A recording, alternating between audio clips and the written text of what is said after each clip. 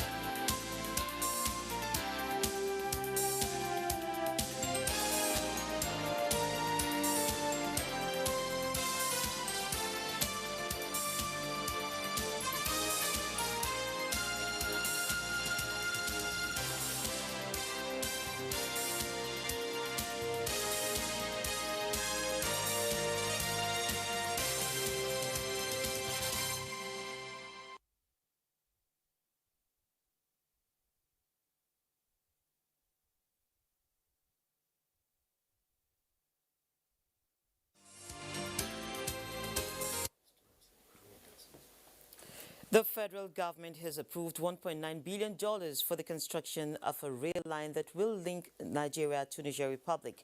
The approval was given at the Federal Executive Council meeting presided over by President Muhammadu Buhari. The Minister of Transportation, Rotimi Amechi, told State House correspondents that the sum approved for the development of the proposed rail line linking Kano, Dutse, Katsina, Jibia, and to Maradi in Niger Republic is inclusive of value-added tax. Accident on the track, and it's for a total cost of 3,049,544,000 naira. 12.08 billion naira has also been approved for the construction of a 45-kilometer section 2 of the Umuahia, Bende Ohafia, Arochukwu Highway to complement section 1 awarded in 2018. With this award now, the entire length of the road is now under contract to the same contractor, and we hope for expeditious execution. COVID-19 has come along with a great deal of concerns in what we term the new global normal, as everyone has had to make adjustments. The bulk of market spaces have now shrunk into virtual spaces, changing some jobs forever in a society where it is believed one can only be successful at the age of 40 and above. Now, Heinrich Abankole Akomolafe made the Forbes list of 30 under 30 at 26. The entrepreneur owns one of the leading elevator manufacturing companies for high-rise buildings in Nigeria, competing on the global stage. Akomolafe will be sharing his thoughts on how entrepreneurs like him are paddling the economic storm. Heinrich, you're welcome to Business Express this morning. Thank you. It's a great pleasure to be here. Okay. Thank you. So tell us really your activities now that most activities are being conducted remotely. Okay. How has it been out there for you with COVID-19? Partially, my company, which is Acotex Elevator Company, is a very innovative company. And we've been, because we have a lot of remote areas where we have our elevators, and we've been thinking before COVID, how can we initiate a strategy integrating technology? So we introduced a smart controller where I can be in my office and monitor all the elevators we have presently in Nigeria, because we have elevators in Maiduguri, in Kano, in Lagos, and how can we monitor the system? So we have a system integrating IT technology into our controllers, so it's made everything much more easy. Now, your story is one that somehow resonates with most Nigerians because you delved into the business space when Nigeria was in recession in Yes. 2016. Yes. And now we're facing another recession. Can you just maybe speak to us on the scenarios? Per se, then was just a recession. Now we have COVID-19, which recession was just being only to Nigerians at that point. But now it's global. It's affecting all other countries around the globe. And per se, what we do is we import elevators from other countries, and our lead time of manufacturing importations was 3 months. Now we have 7 months, 8 months just to bring one elevator into Nigeria. So it has been a very, very difficult situation for elevator companies in Nigeria. And how we've tried to strive into the business per se in this difficult time is really extremely very difficult, but we're trying to reduce processes, trying to start manufacturing local content. I was in going to Nigeria. ask about that, yes. In terms of about 60% or 80% of the equipment we use in elevators are ions and counterweights, which has to do with block. So we're trying to see how we can start manufacturing, sourcing these materials locally instead of improving the lead time of 8 to 7 months, because in our factory in Spain, before we could, even because there's a lot of backlogs, so it has affected the business generally everywhere. So the only way we could improve this process is through manufacturing. And we've been trying as much as possible to get to source land for us to start building our manufacturing plant. I think about last week I met with the Minister of, my chairman met with the Minister of FCT, and we had a long conversation on how we could start having a local content manufacturing plant in Nigeria, which is really, really very interesting.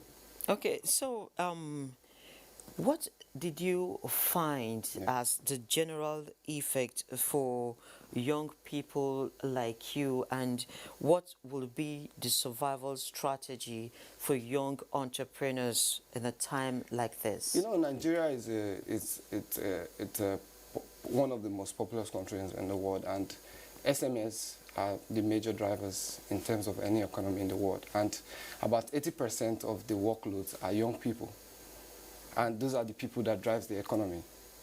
And I think the government needs to really work for us and put more focus on these young entrepreneurs, because the young entrepreneurs, yes, there are a lot of palliatives around for these young entrepreneurs to access funds, but they don't even have the right information. Most times we just see it online. I'm a young entrepreneur as well. We see all this information online, but the criteria are quite really very difficult to assess. So what would be your thoughts on these funds that have been injected? The federal government on its own is doing quite a deal across ministries, departments and agencies. The central bank as well doing its own part with most of these institutions, the financial institutions. Now, do you see that helping? Yeah. And as you said, can you just break it down for us? Okay. Is it just about injecting funds now, or it has a whole lot more in the government? Basically, I will talk about the industry area, which is the construction and engineering industry. I've worked with quite a lot of, because once people are not building, definitely there's no need for elevators. And when the federal government reduced the bond interest rates in security investment, there were a lot of inflows. People were now moving from saving their monies in the bank to go into constructions, which is a very good strategy as well. But when COVID-19 came in, it affected a lot of all these constructions and real estate industry. So it's not about just injecting funds, but injecting the funds in the right direction, creating a palliative for this real estate and construction industry. Because when the artisans, the plumbers, the bricklayers, the construction industry has one of the highest workforce in terms of this, in terms of the construction and real estate industry. So it's not about just injecting funds, but injecting funds in the right direction. I think there should be, the federal government should make provisions, make palliative. It's not about giving money, but they should make, okay, there are a lot of lands, give developers free lands to develop houses, affordable houses. It's going to inject that fund indirectly to these artisans around the world, and it's going to boost the economy. Okay, so did you now, as a company now, did you have a need to require funding locally? Yeah, but for the past 6 years, I've been having interest to be one of the first manufacturing industry, elevator industry in Africa. I've been looking for land to start my partial manufacturing process in Nigeria for the past 6 years, and I've not been able to access neither the land, neither the funds. So now, did you benefit from any of the COVID related funding As at packages? now, I've not been able to benefit from any of this, but the FCT minister, when we met him last week, he made a lot of reasonable remark in regards of that in terms of assessing lands for us, because once there's manufacturing development in Nigeria, the cost of buildings will reduce, will fall. Labor force will increase because people will start developing houses, the electricians, the plumbers, the bricklayers, and the rest of them will be able to access funds from all this. Now, these are very trying times for businesses around the world at any size at all, small, big, and the medium ones. Yeah. If you would be speaking to young entrepreneurs like you about how to weather the storm that we found ourselves in now, what would you be telling them? I would tell them not just to sit at home waiting for the federal government. They should put more effort. There are a lot of skills around. Like now, I'm looking for a lot of engineers because my backlog, because of the COVID-19, has increased. I can't access any elevator engineers around the country. I've been looking for. So all these young guys sitting down, waiting for federal government to come and pop. Federal government is not just going to put money on your table. So you need to have a required skills. Look for this labor force that suits your personality, and then strive towards it. Because nobody should give you money and say, okay, take this money. No, you need to work for this money. And how can you get this money is to expose yourself to a required skills and then utilize it. And then the funds will come in. I'm a young guy, I'll be 28 1st of October, and I'm doing a lot of things. I'm not just only in the elevator industry, I'm also in the construction industry. I'm even going into gas as well now. Okay. So that doesn't mean because I'm young, I should just sit down at home and then wait for the federal government. You need to start thinking. I know the future is in gas. I'm already creating a strategy for it. Okay, So thank you. a lot of young guys should focus on that as well. Okay, thank you, Henry. We're going to stop this conversation from here, and we wish you well Thank you. in all your endeavors. Thank you so Okay. much. Now, moving on, gold prices hit more than 2 months through on Thursday, weighed down by a robust dollar, with investors looking to U.S. jobless claim data due later in the day to further gauge the pace of a recovery in the world's largest economy.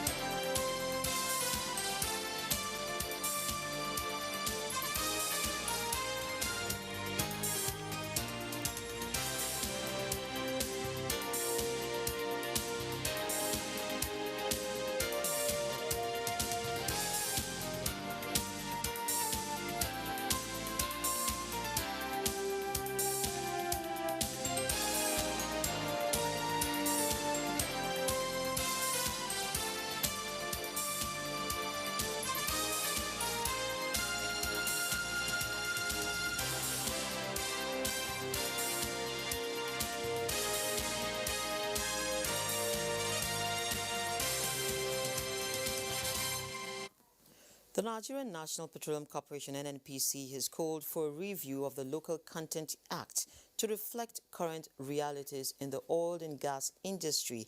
It also advocated legislation addressing the funding constraints faced by local players. Group Managing Director NNPC Melikari, who stated this in a statement in Abuja, stressed the need for indigenous companies operating in the nation's oil and gas sector to upscale their capacity for global competitiveness. He added that this is crucial to achieving the target of reducing the cost of oil production in Nigeria on a sustainable basis. Meanwhile, the Nigerian National Petroleum Corporation says that between July 2019 and July 2020, Nigeria fled more gas than it supplied to its domestic industries, averaging about 600.38 million standard feet per day. In its July 2020 report on its operations, the NNPC explained that 490.21 million standard feet per day of gas was sent to industries on the average, making it less than the volume of gas fled. Similarly, the volume of gas fled was slightly lower than the average volume, 680 million standard feet per day, sent to power generating companies, GENCOs, for power production within the period. Nigeria sold bonds on Wednesday at yields lower than the secondary market, despite double-digit inflation. Auction results showed this is coming after an unexpected central bank interest rate cut aimed at stimulating the economy. The Debt Management Office paid 8.94% for the longest 30-year paper, while the bond fetched 9.7% on the secondary market. The maturity received most of the subscription at the auction. The DMO offered to sell 185 billion naira at the auction, but sold 106.15 billion naira worth of debt. The central bank on Tuesday cut interest rates by 100 basis points to 11.5% to support an economy that contracted in the second quarter. The dollar extended gains against most currencies on Thursday as signs of economic slowdown in Europe and the United States renewed concerns about a second wave of infections. Let's now see how the naira is exchanging for other international currencies.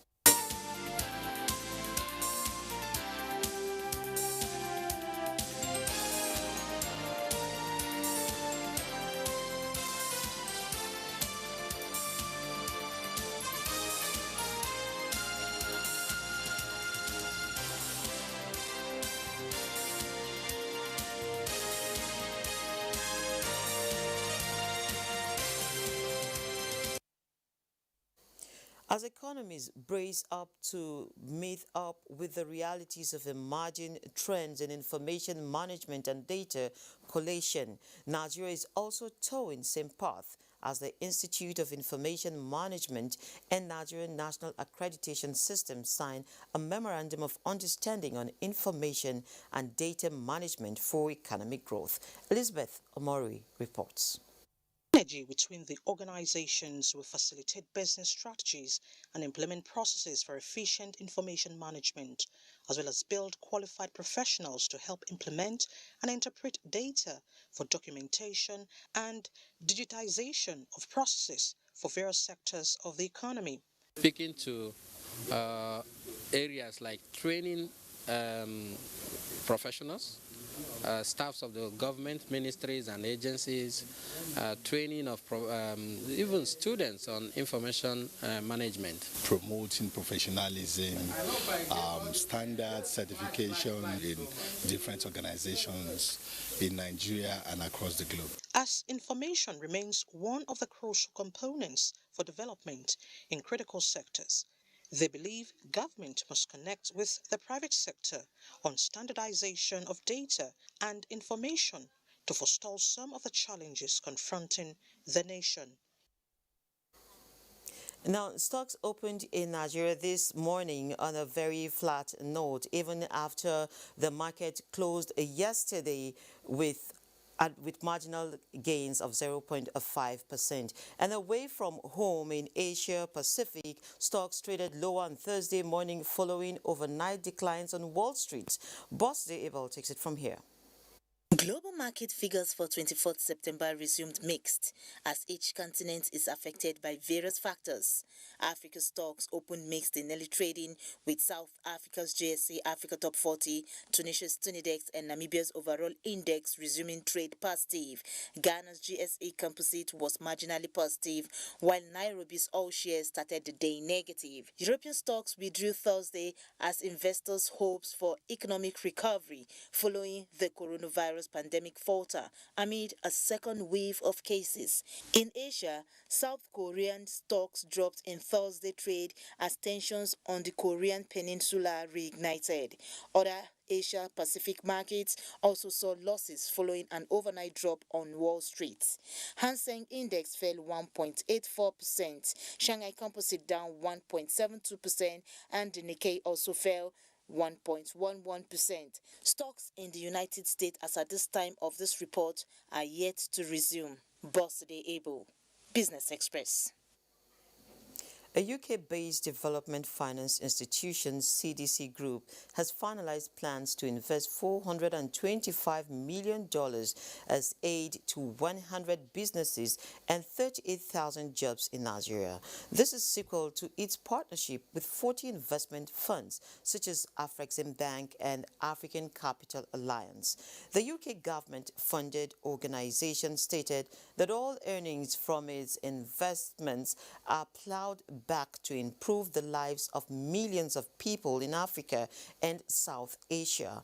CDC Group noted that it paid a virtual visit to the Vice President of Nigeria, Professor Yemi Osinbajo, and British High Commissioner to Nigeria, Catriona Liang, to discuss and ascertain the impact of CDC's aid to its investees through the COVID-19 crisis and understand how to stimulate recovery and growth.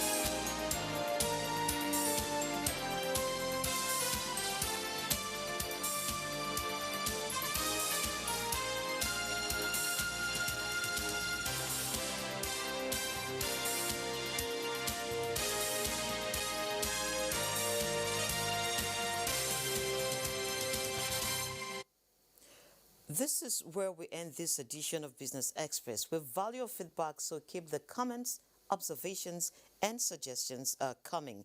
Be informed that all previous episodes are available on YouTube on the NTA's channel. You can also communicate with us on Twitter. The handle is NTA News Now. Don't forget to use the hashtag, it is BizX. Remember to intermittently wash your hands with soap under running water as the world battles COVID-19. Be safe out there. Business Express returns Friday at 3 p.m. I am Leah Katun Babatunde. Do enjoy the rest of the day.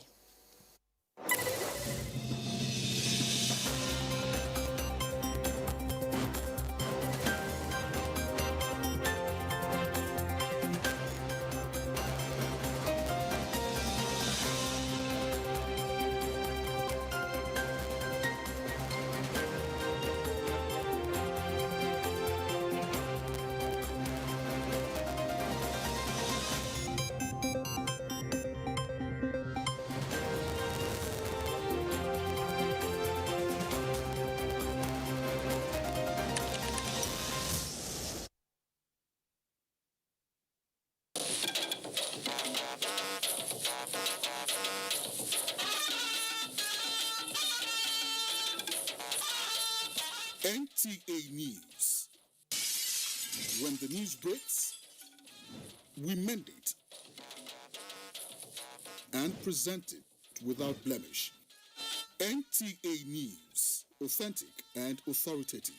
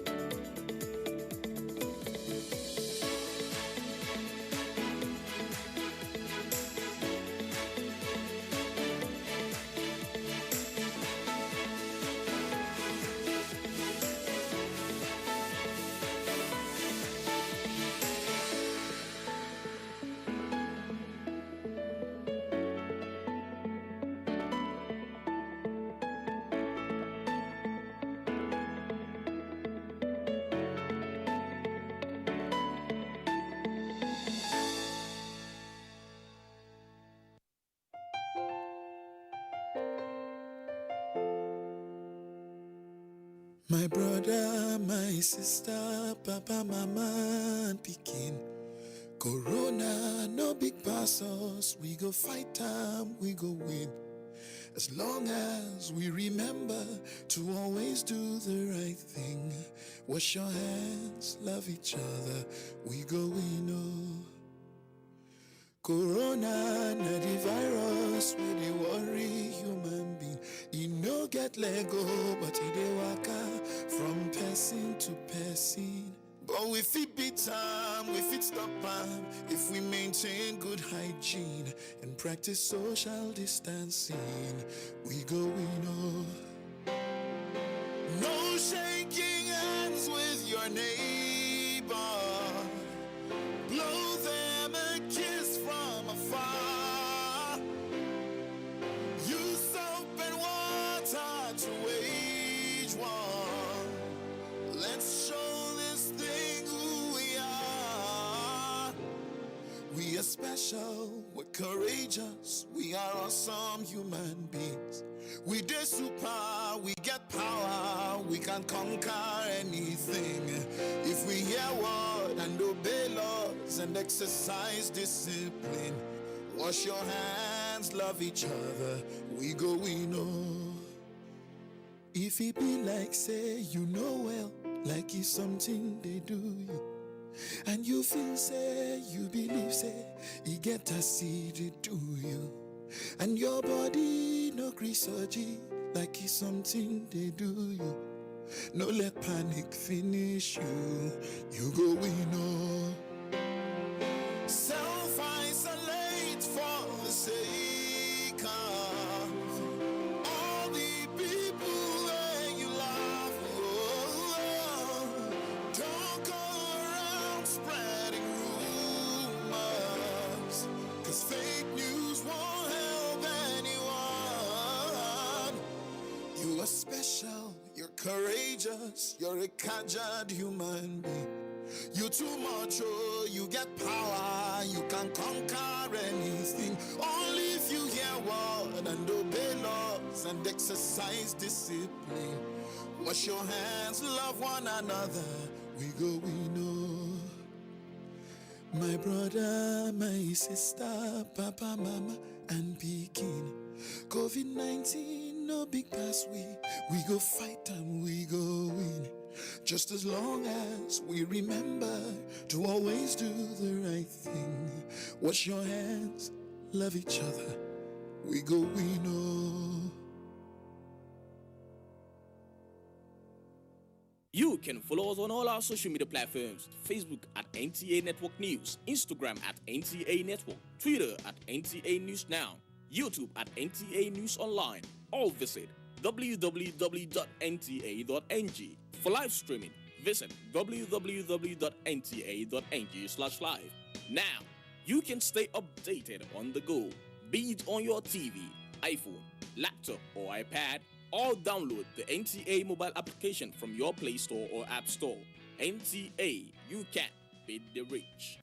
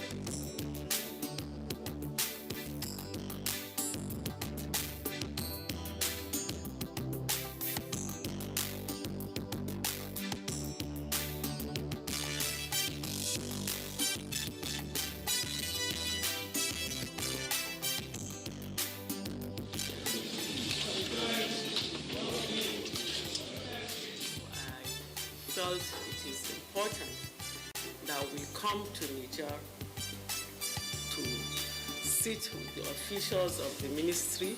Under my watch, the ministry will attempt to empower every child and adult living in poverty. Allah ya ja kwana, Allah ya bashi abin da yake da duniya da lahira.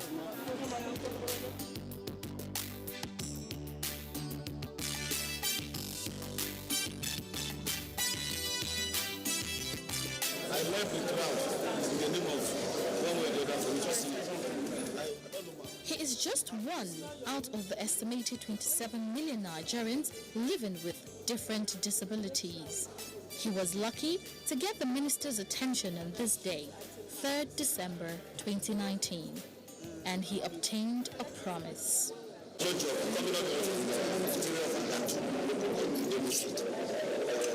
the crowd to that community. Even this meeting, it's not with our own this meeting. They gave me this meeting because to allow me to move up and down.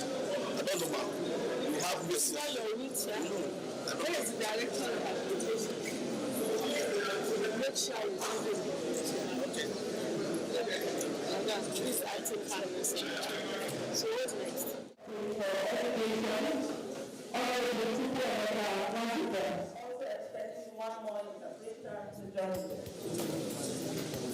But the ministry is already thinking one step ahead, as on this day being the International Day for Persons with Disabilities, a charter was unveiled and a parliament for persons with disabilities inaugurated. It was a grand occasion organized by the Federal Ministry of Humanitarian Affairs, Disaster Management and Social Development. The attention of the world was brought to the plight of these people that society often ignores. Commitments were made and support received from various stakeholders. On behalf of the federal government of Nigeria, through the Ministry of Nigeria Affairs, Disaster Management and Social Development, we heartily extend this support from NTF Foundation.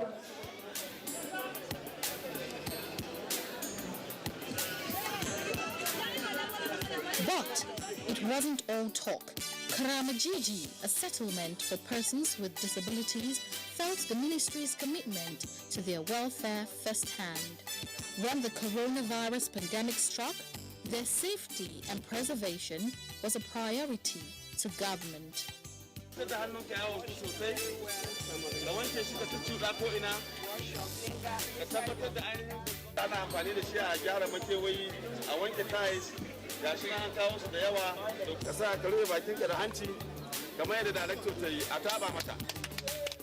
Their well-being was not forgotten as food and other palliatives were brought to their doorsteps. On wheelchairs, on crutches, they were grateful to be remembered.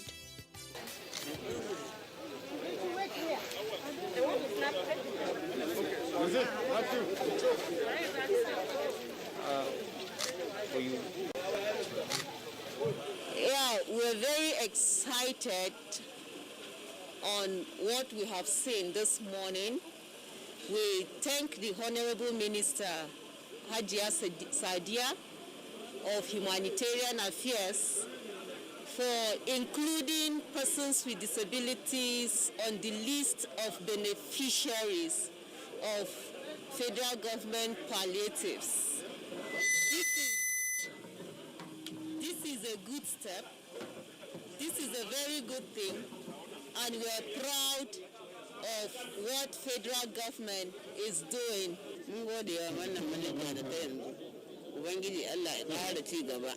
Allah rufa asiri mun gode. Allah ƙara buɗe.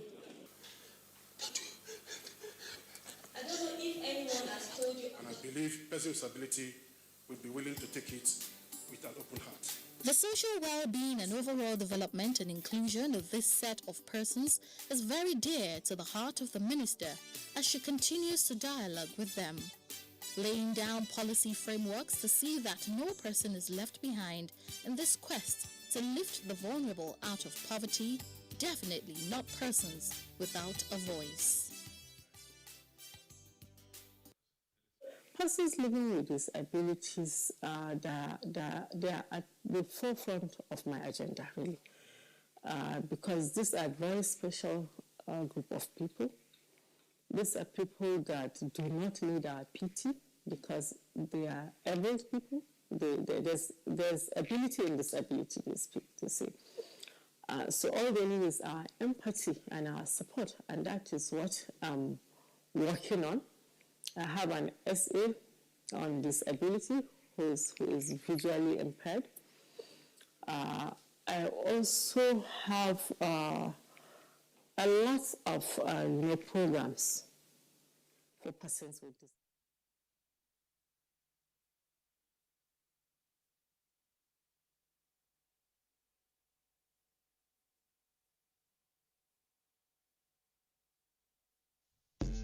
This is the network service. The Lord God who created Nigeria and has kept us together for what will be 60 years of independence in just a few days. So we will say that prayer, and that prayer would be the second verse of our national anthem. We will recite it. O God of creation. Let us begin. O God of creation, direct our noble cause. Guide our leaders right. Help our youth the truth to know. In love and honesty to grow, and living just and true. Great lofty hopes attend, to peace and justice shall reign. Thank you very much. Please have your seats. Take your seats.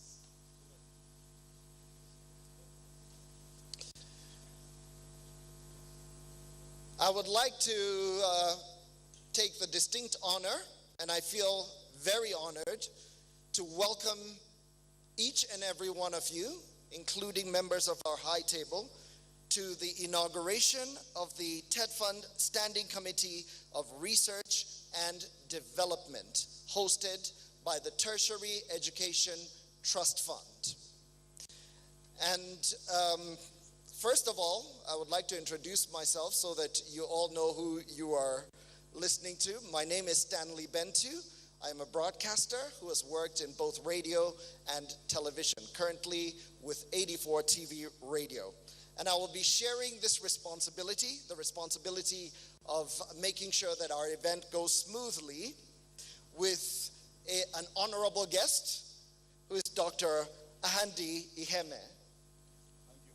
Please let us give him a big welcome.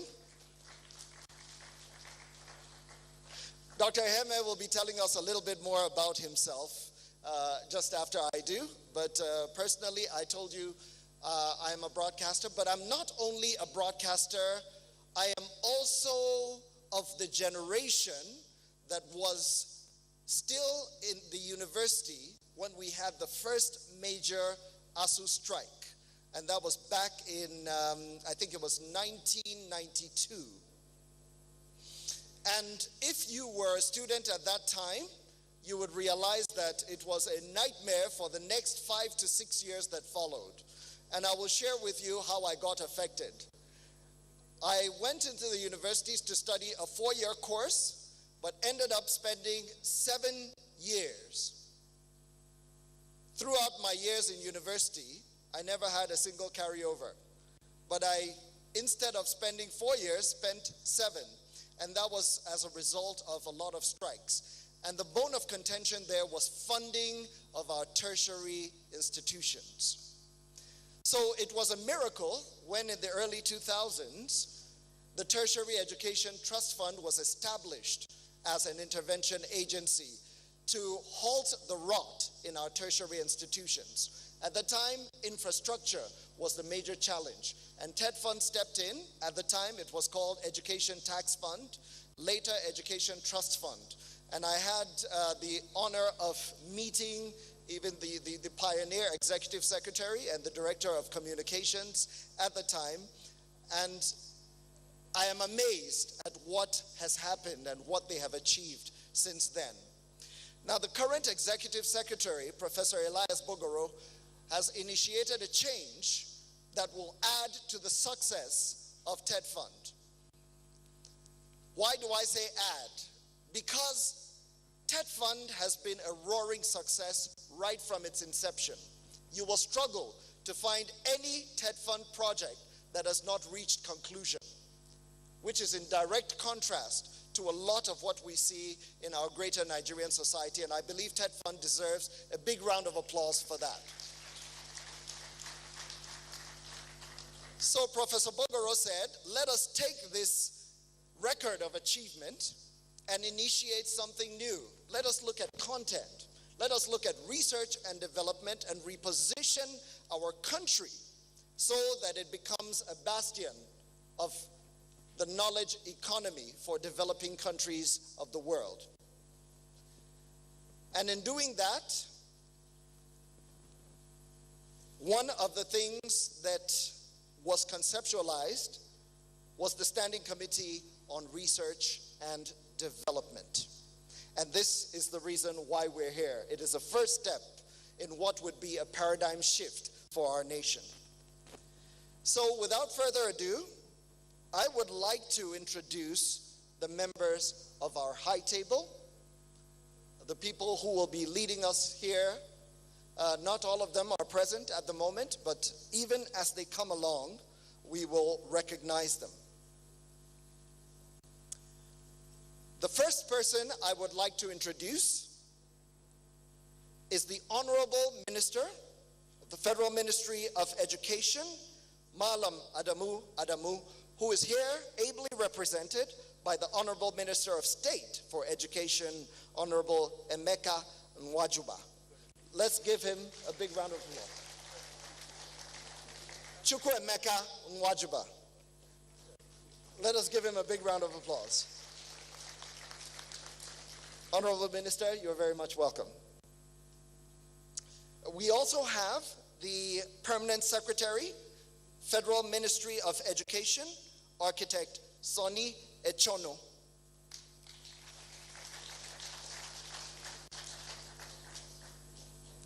I would like to introduce to you the Chairman of the Senate Committee of Tertiary Institutions and TED Fund, Senator Ahmed Buba Keita. I believe we are still expecting him. He is on his way.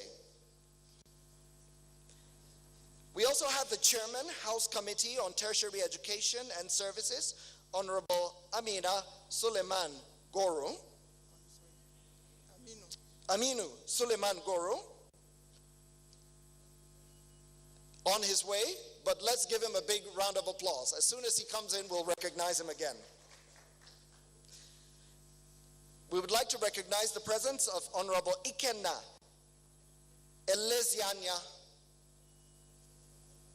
Honorable Ikenna Elezianya, let's give him a big round of applause. We have here the Chairman of TED Fund Board of Trustees, Alhaji Qasim Ibrahim Imam. I think we can do much better than that. Let's have a big round of applause for our chairman.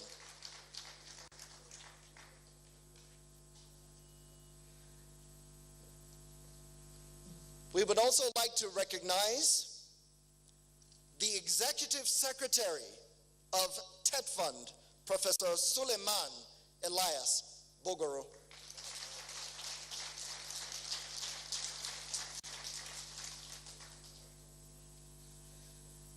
We have the Executive Secretary of the National Universities Commission, Professor Abubakar Ahmadu Rashid, who is ably represented here by Dr. Suleiman Ramon Yusuf, who's the Deputy Executive Secretary of the NUC. Let's give him a big, warm welcome.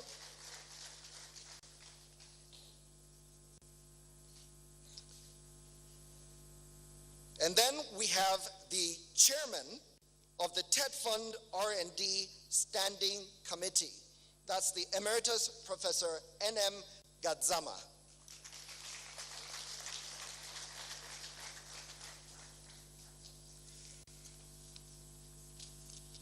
So we have a few guests, and as our guests continue coming in, this is a star-studded event.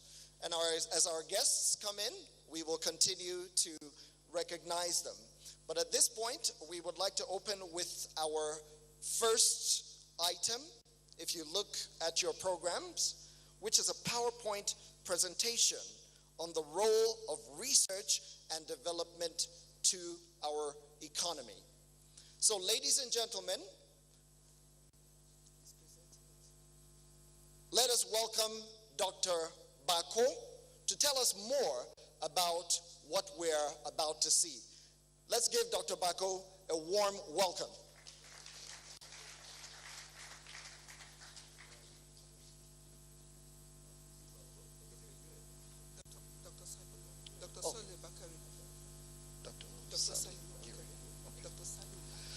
All right, quick correction, ladies and gentlemen.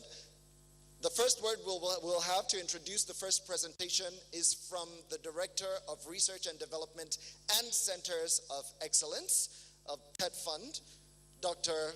Saliu Bakari Gire.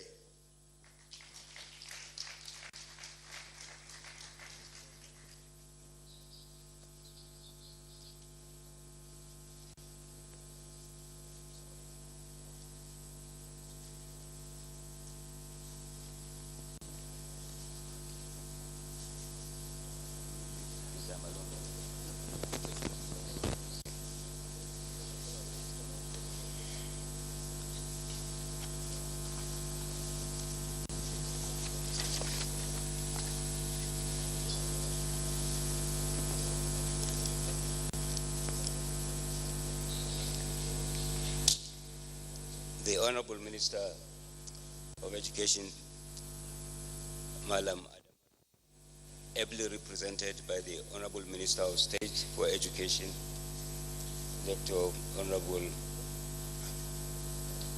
Chikumeka Wajiba, the Permanent Secretary of the Federal Ministry of Education, sir, the Executive Secretary, Tertiary Education Trust Fund, Professor Suleiman Elias Ogoro, the Chairman of the soon-to-be inaugurated R&D State Fund Standing Committee. Permit me, sir, to stand on the well-defined existing protocol. We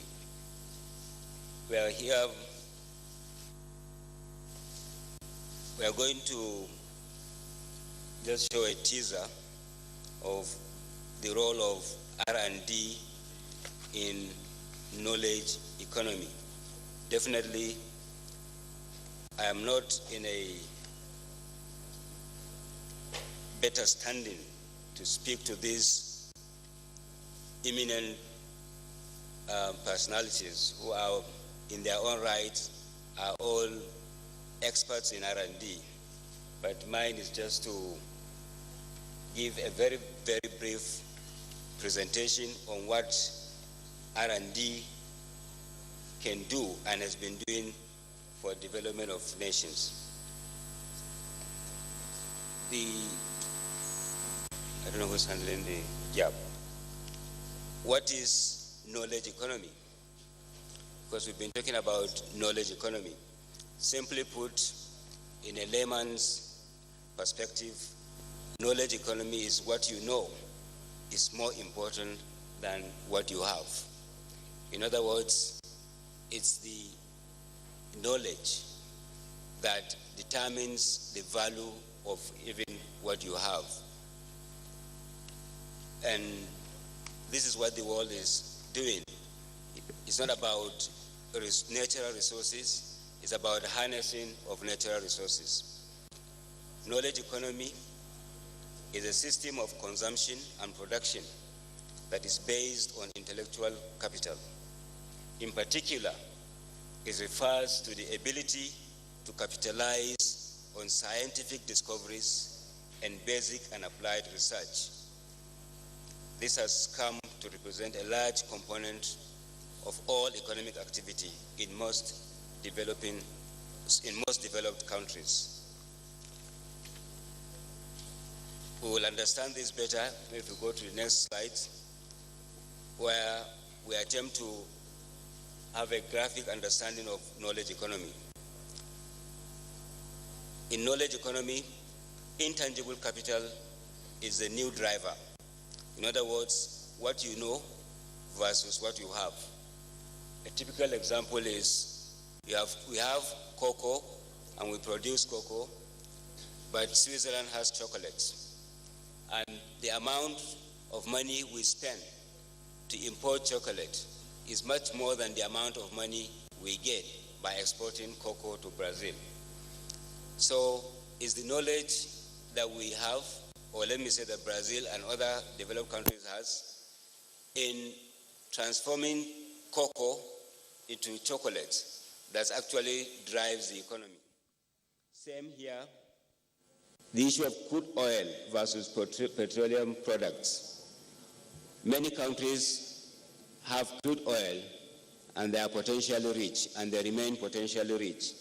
Other countries that may not have oil import this crude oil, transform them into petroleum products, and make much, much more money than the countries that have oil. And if you look at statistics, most countries that have oil may not necessarily be rich countries in the world. It's those countries who have the know-how to manipulate the crude oil that are actually rich, and that even those countries that have oil that depend on for survival. Same example is that of manual agriculture versus smart agriculture. We have, especially many countries have the land, they have all the potential to transform from agriculture to smart business or smart agri or even agribusiness, but they remain just at their potential. And it's the knowledge that distinguishes that is actually the gap. What a country that develops knowledge in agriculture produces in 1 hectare of land is, or maybe something that a country that is still struggling may be able to produce in 10, 20 hectares of land. And that's why we are unable to provide sufficient food security for our countries unless and until we're able to use knowledge to advance agriculture. And generally, non-R&D compliant countries have become dumping sites for everything. We are more or less consumers, if you like. Countries that are not compliant with R&D are at the receiving end of products. And that affects their foreign exchange, as we all know. It affects the value of their currencies. It affects generally the quality of life.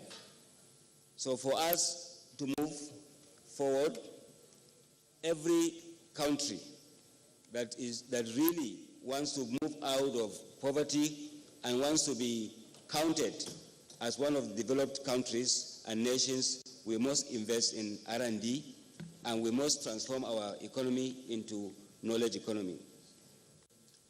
Knowledge economy has therefore become increasingly important, being seen as a source of economic growth and competitiveness in all economic factors. And we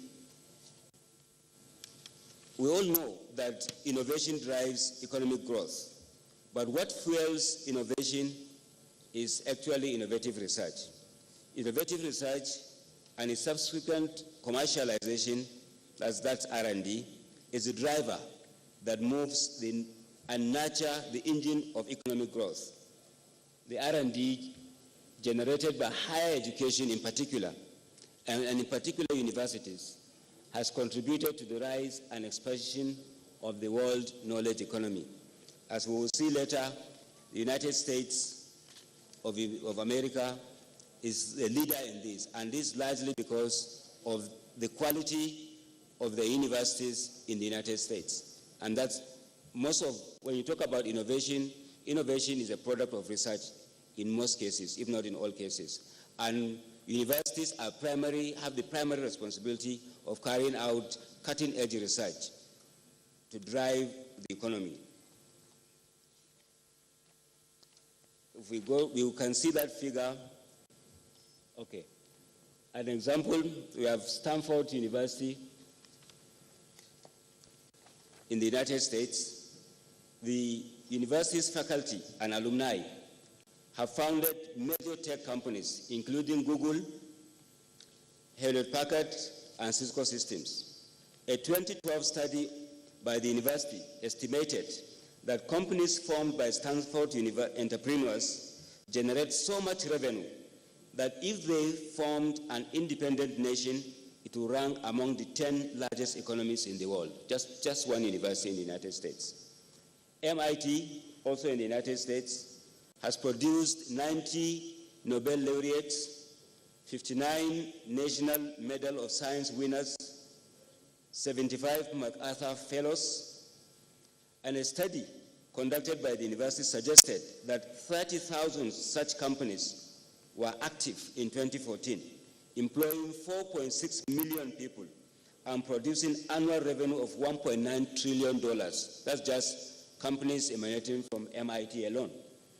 Harvard University, which is the oldest institution of higher education in the United States, has produced 48 Nobel laureates, 32 heads of states and governments, and the university's endowment is the largest and has $39.2 billion United States dollars. That's just, if you look at just 3 universities in the United States, aggregate their total income, that will tell you why R&D and why knowledge economy is the in thing. Further, we look at the asset valuation trends. In 1991, up to 1991, the trends in global wealth creation had to do with the tangible assets, oil, gas, etc., etc. But today, as of today, 70% of the value trends is on intangible assets. That's the knowledge. It's about what you know that drives who you are. And that will tell us why today the United States not only dominates the economy, but it also dominates the political sphere. Because if you have the knowledge, the technology, and you dominate the world economy, definitely you also dominate the world political stage.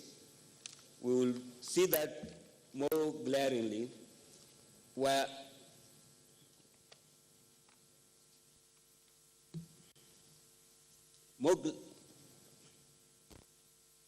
okay. So mercifully,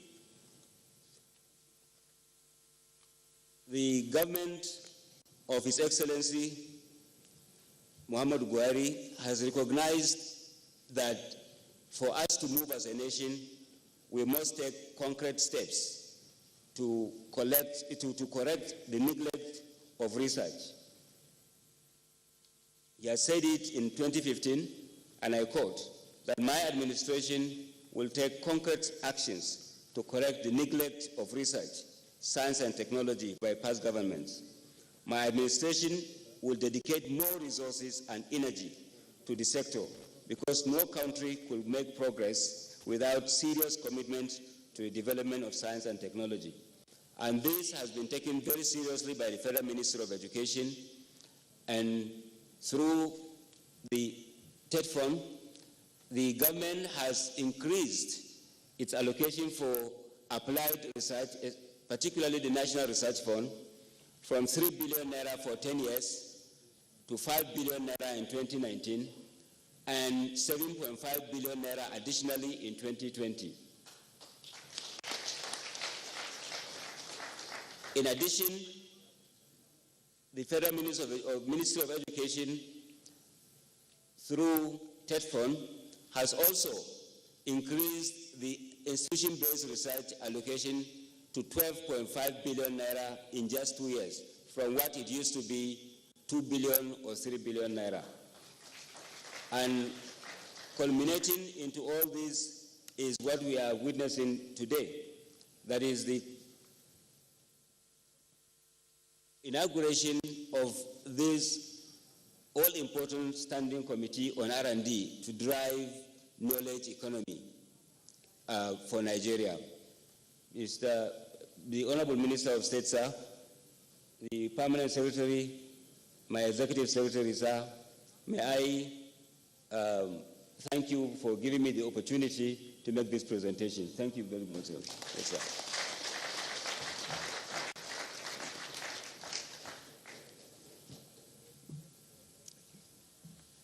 Thank you very much, Dr. Gire, for giving us an overview of what is happening here to do today.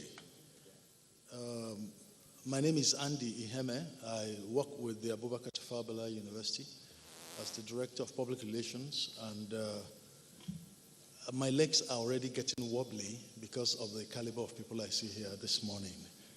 The ES, you will permit me if I just go do a quick run-through.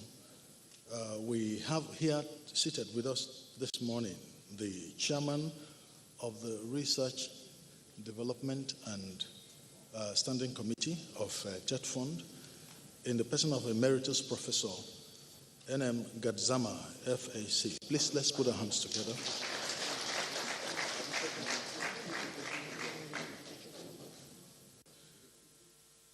Professor Emeritus Gadzama was the former VC of University of Maiduguri, and I think he had a stint in Port Harcourt too.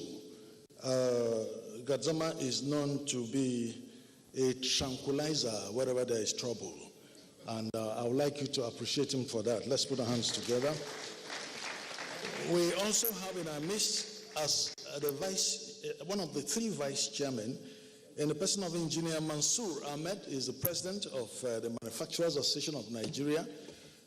For those of us who have been seeing him on the airwaves, this is an opportunity to see him. He's not a celestial being, but this man has been everything there has to be in the petroleum industry. Can we please appreciate him? Thank you.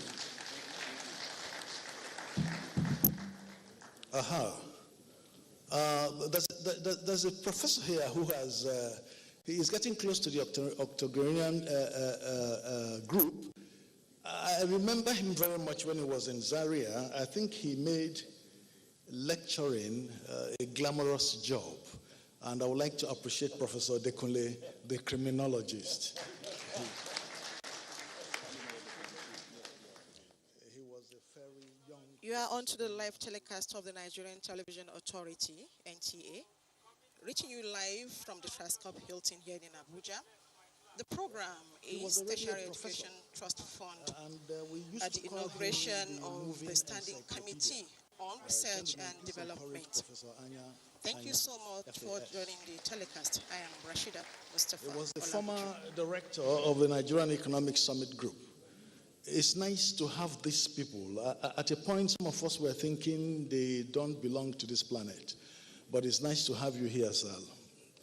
We'll go further to appreciate the man who is at the helm of affairs of the National Universities Commission, the man who regulates everything that happens in our university. And it's my pleasure to introduce Professor Abubakar Adamu Rashid.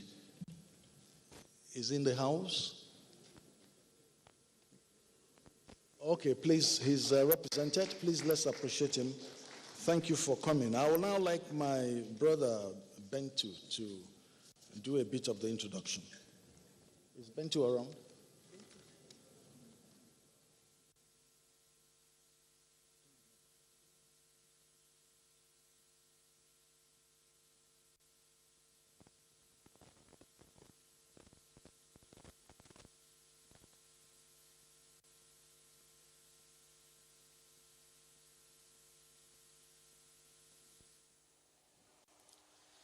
The Tertiary Education Trust Fund strategized to set a clear direction for strengthening research and development knowledge in Nigeria towards creating an uptick for a knowledge society.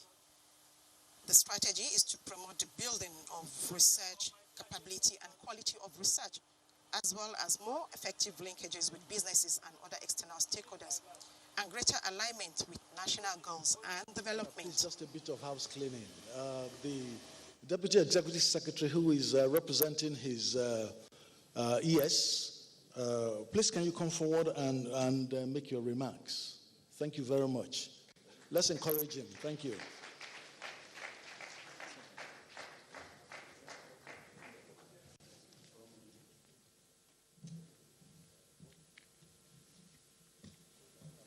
The Honorable Minister of Education, the Permanent Secretary, Federal Ministry of Education, ES State Fund, Professor Buguru, Emeritus Professor Gazama, distinguished and eminent scientists, distinguished ladies and gentlemen.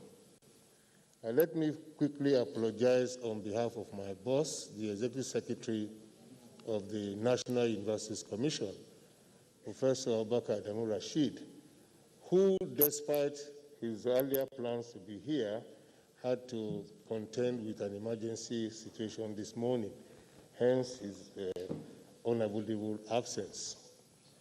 For us at the National Universities Commission, today's epoch-making event is very, very heartwarming. Because it is well known to many of our stakeholders that the National Universities Commission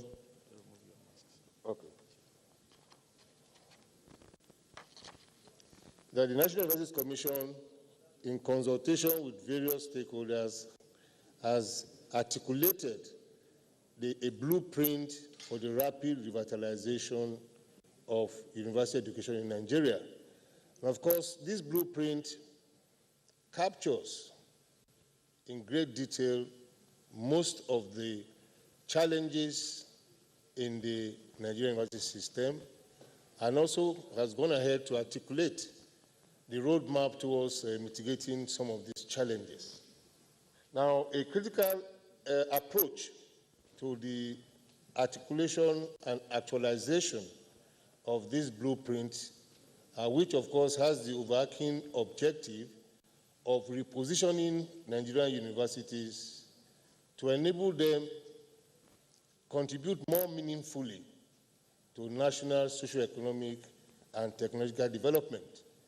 And of course, it is clear that with this objective, one modality that we cannot do without is a robust national system of innovation. Therefore, for us at NUC, having chosen to adopt the triple helix approach of academia, government, and industry, we are very confident that we're on the right track. But you will agree that dreams and blueprints may not mean much without the enablement, which is where Professor Elias Buguru comes in with the TED Fund to give fillip to our desire to reposition the universities along the lines that we have mentioned. So it is on this basis that we are very delighted and very proud to be associated with today's event and to put on record our immense gratitude to Professor Suleiman Elias Buguru for his passion for R&D, which is well known to all of us in this room. He's been very, single-minded and purposeful in driving this machine of R&D, and of course, the brain box of this achievement will be the inauguration of this standing committee today with these eminent women and men who have distinguished themselves in various areas of research and innovation. So it is on this note that we express great gratitude to TED Fund under Professor Buguru's leadership, and then of course our partners in the private sector under the aegis of the Nigerian Economic Summit Group here ably represented. We are very confident that with the inauguration of this standing committee today, going forward, we have begun the journey that we see our universities demonstrating clear relevance in national development. I thank you very much for your attention. representative of the Nigerian Universities Commission there, highlighting the importance of research and development, particularly in our institutions, to the development of Nigeria's economy. He reiterated that the University Commission is ready to partner with stakeholders to promote research and development for the betterment of Nigeria's economy development. Let us give her a big welcome. We would also like to recognize the presence of the Executive Secretary of the National Commission for Colleges of Education, Professor Bappa Aliu Muhammadu, who is represented ably here by Alhaji Garba Mohammed Koko, who is the Director of Planning, Research, and Statistics. Let's give him a big round of applause. We still have guests arriving. We'll continue to recognize them as the event goes further. But we want to move on to the next item that we have on our agenda, which are remarks by the Chairman, House Committee on Tertiary Education and Services, Honorable Aminu Suleiman Goro. And Honorable Goro is represented today by a member of that committee, Honorable Ikenna Eleziano. So let's welcome him to give his remarks.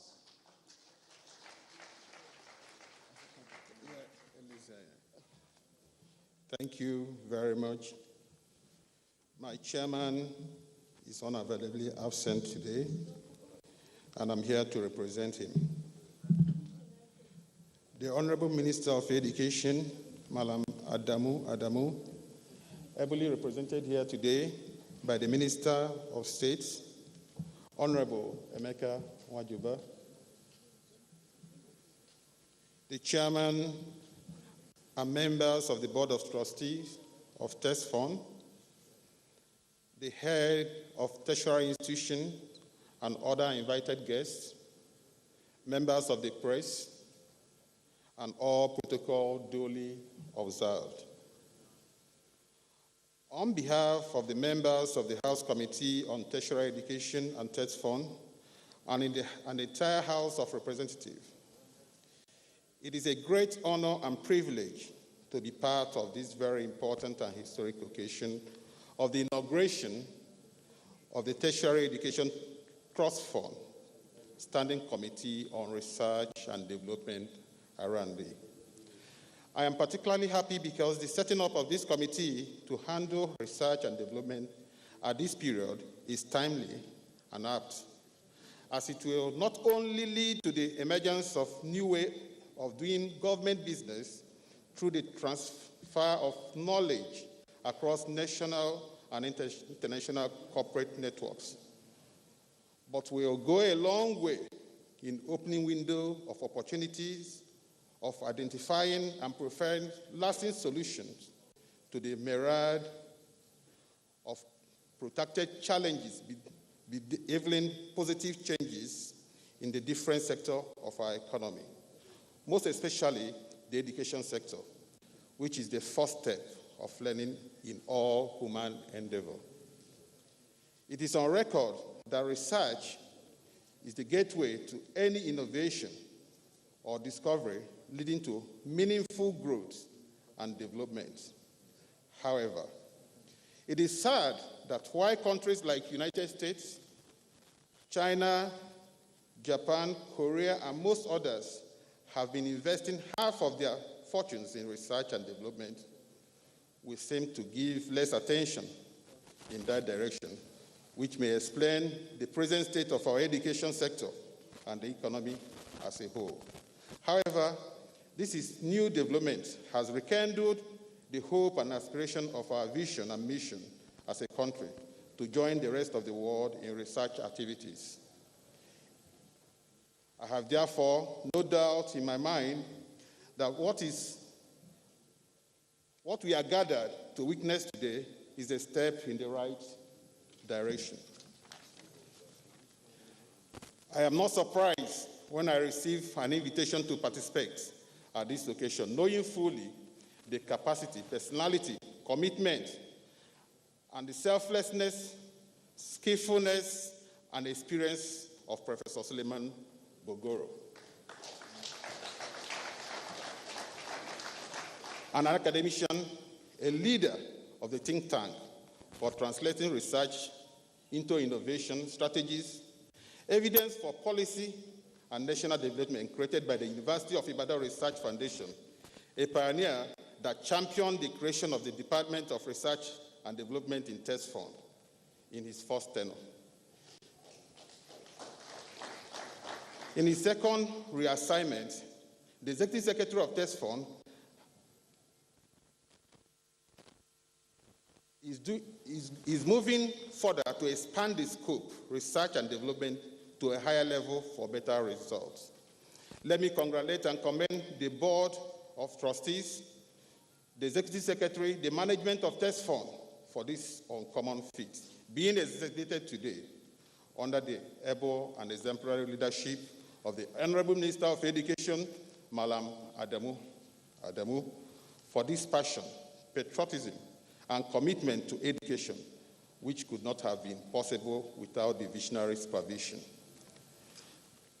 As we all know, research and development, being the first stage of development of potential new service or the production process, are innovative activities undertaken by corporations or governments in developing new ideas, services, and products, or improving existing ones. Is not only very costly, but generally carry greater risk and uncertainty. It is, however, heartwarming that with the current management, the burden will now be borne by Test Fund. Hence, I urge and encourage all beneficiaries, especially tertiary institutions, to take good advantage of this proposition to enable scholars and research generate results that will stimulate and further improve the knowledge, ultimately, turned into vision and marketable innovations to surmount our problems for a betterment of this country. On this note, I want to use this opportunity to urge Test Fund, the Ministry of Education, and indeed all relevant agencies to cooperate with the National Assembly in the course of its oversight functions, as it is through these collaborations and interactions that any of the government objectives and policies can be achieved. Finally, as we commence the occasion of the inauguration of this committee, I wish you a successful and rewarding outcome. Thank you, and God bless. Representative of the Chairman House Committee on Tertiary Education and Services there, reiterating his commitment to the development of research and development in our tertiary institutions, given the fact that high-quality research will boost knowledge creation and technology transfer, which is usually linked to the achievement of a national goal. Thank you, sir. We also like to recognize the member representing the Federal Ministry of Finance in the person of Mrs. Rosalind Kolade. We also have in our midst the Chief Executive Officer and Executive Vice President of the Nigerian Telecommunications Commission in the person of Professor Umar Garba Dambata. He is represented by Dr. Henry Nkemadu, Director, Research and Development.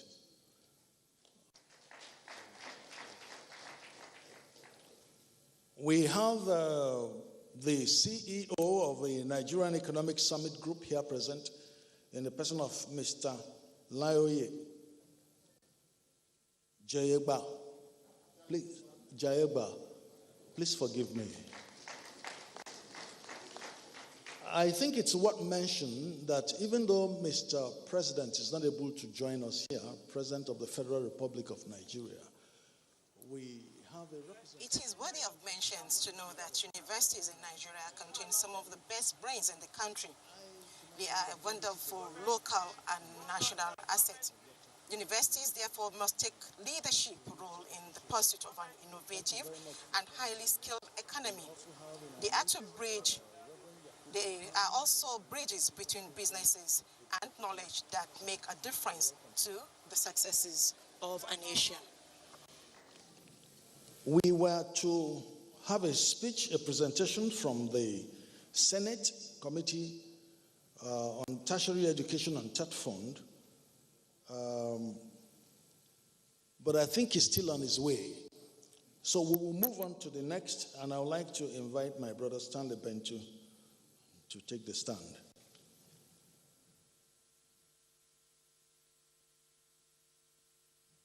Thank you very much.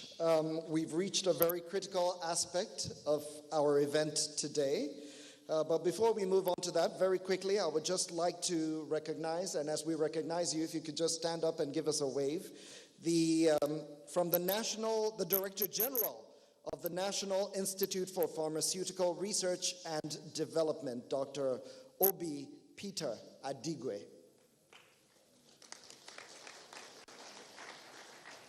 Thank you very much, Doctor. We also have the Executive Vice Chairman of the National Agency for Science and Engineering Infrastructure, Professor M.S. Haruna. Let's give him a big welcome. Now, research and development is the focus of TED Fund in the paradigm shift.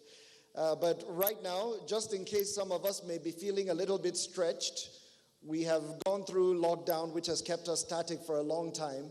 So can we just quickly wake ourselves up? Let's do a quick exercise. If everybody can look at your neighbor to the left and to the right and greet them in your native tongue. Let's take a quick second to do that.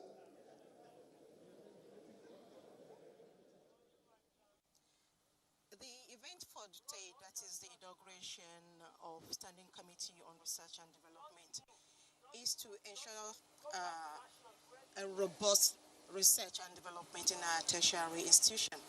It is essential that we reposition our tertiary institution as the institutes to influence the direction and quality of our research and ensure that they become the elite institutes that they are intended to be. We should be striving toward a research community which is defined by increased global connectedness and networks with international research peers. So I will say it, and then you respond. I will say Teranga, you say Terangse. Teranga! All right, thank you very much. I would like to, it's my distinct honor to introduce for his remarks, for his address, the man who is called the Apostle of Research and Development, who is initiating a paradigm shift so that Nigeria can focus on the knowledge economy that will position this nation in a better place to compete in the global economy and provide jobs for young Nigerians. Nigeria is struggling with jobs. So let us give a massive round of applause to the Executive Secretary of the Tertiary Education Trust Fund, none other than Professor Suleiman Elias Bogoro.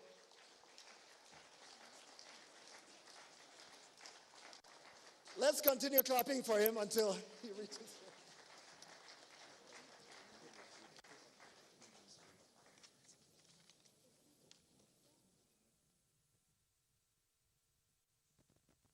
The Honorable Minister of Education, Malam Adamu Adamu, who is absent because of a challenge of health over the last 24 hours. Otherwise, he will not have loved to miss, for any reason, any other reason, this occasion. He just sent a message to me with deep apology. But that the Minister of State for Education is representing him underlines the importance he's attaching to this occasion. And so we have already, of course, introduced the Minister of State, who has been in the education sector operating at various levels, including his being the last Board of Trustees chairman of TETFund Board of Trustees as well. After which he went to the National Assembly, as a member of the House of Reps, and Mr. President decided to invite him to his cabinet. Barrister Nwachukwu Emeka, I just want to get it right. Sometimes I like to call the abbreviated Nwajuba. Chukwuemeka, I think that's the more complete version. Chukwuemeka Nwajuba. Ladies and gentlemen, have been appreciating the presence of the Minister of State for Education.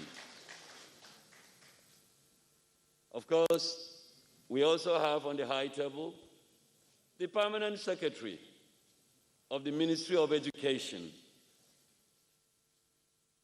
a man that is synonymous with all that has been happening in the sector. For all these years, he's been Permanent Secretary, making his mark in a very special way. Architect Sonny Echono, who I don't think by accident with your permission, I am told that the protocols don't mind my removing the mask so that you know the masquerade.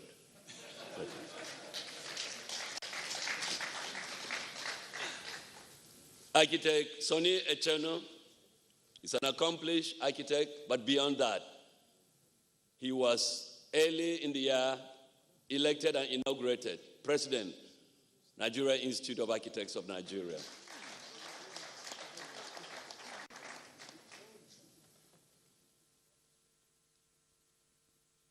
The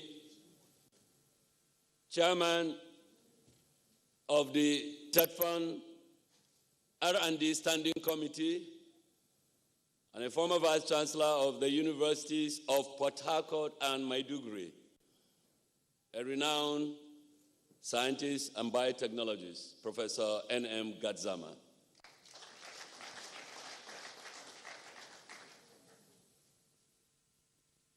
The National Assembly is represented here, and I had apologies from the chairman of the two committees, both Senate and House of Reps, that they are unable to physically be with us.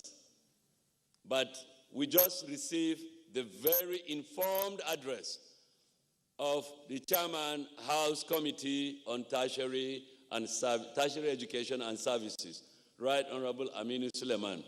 I want to appreciate the representation of the chairman of the House Committee on Tertiary and Services. You're most welcome, Honorable Sir. Thank you very much. We have a man I call my friend and Siamese twin brother in the context of the Triple Helix drive we've been making and the drive for institutionalization of R&D in Nigeria, beyond just the tertiary institutions. That is the Executive Secretary of National Universities Commission, who had to go to hospital last night. But he made sure he sent somebody that below him personifies R&D at the National Universities Commission, Dr. Ramon, who just spoke about representing him earlier. Like the Master of Ceremony said moments ago, we are privileged to have in our midst a clear endorsement from the first family of this gathering. I can tell you a few days ago when I decided to inform her, the daughter of Mr. President, Fatima Buhari, that we have this event and it means so much, not just for TETFund or the education ministry or sector, but for the entire of our country in the context of the institutionalization of R&D to drive knowledge economy in the 21st century. She said, Prof, I would like to be there. You better imagine how much I appreciate the daughter of Mr. President. God bless you, and thank you so much for this tacit endorsement of what we are doing. And I'm sure, I promise, with this caliber of people seated here, so faithfully and patriotically, we will make sure we don't disappoint Mr. President and yourself. Many have been introduced before now. I'll tell you one thing. We can only make sample introduction. This hall today, the composition of the personalities in this hall is history itself. It is history itself. By the time we read out, we give you a rendition of the personalities gathered here, it is the very topmost, the very best in intellectualism, in the academia, in research, as cutting-edge best for our country, both within and in diaspora, seated here. Beyond that, we also have a galaxy of representatives of the private sector, including some of the agencies that we sampled and requested them to join this committee, because in the triple helix model, it is incomplete if the academia are operating alone. It has already been said that universities are natural leaders, and historically so, of research. But that because they are leaders, it means they have partners. First in the line of partners for research is the industry. And that is why the industry is heavily represented here. Believe me, if I were to attempt just a casual reflection, we have the Dangote represented here, Innoson Motors, Seplat, the oil majors. We can go on and on. Research institutes in various disciplines across the sectors in this country, they are represented in most cases by the heads of those organizations. Some few have been named, and you better imagine what it means. The Nasenis of this world, of course, NIPRID, they were earlier recognized. We can go on and on. National Institute for Policy and Strategic Studies, as it were, NIPS, and NISA, virtually the key agencies that we felt we needed to have them in this committee, from Ministry of Science and Tech, so that it reflects the proper position of the partnership that we have been forging between the academia and industry.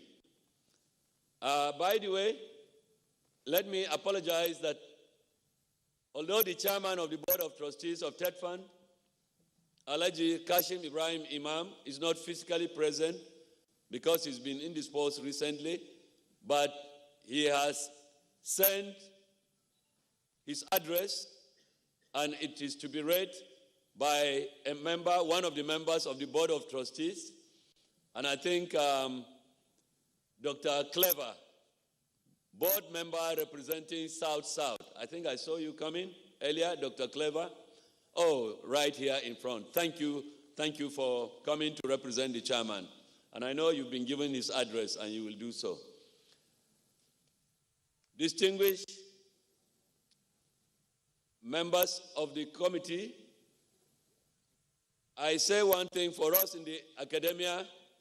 We say we have teachers, we have mentors, we have parents who molded us, we have grandparents, and believe me, in this hall, there are great-grand academic parents seated here, some of which we could never go near them when we were in the university system.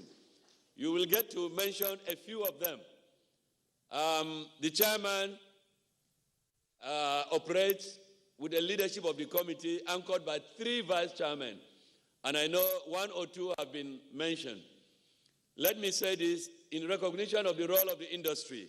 The president of the Manufacturer Association of Nigeria, Engineer Mansour Ahmed, is right with us. Engineer Mansour Ahmed, thank you, sir. Thank you, sir. Thank you very much. He is one of the 3 vice chairmen of this committee to tell you the role of the private sector.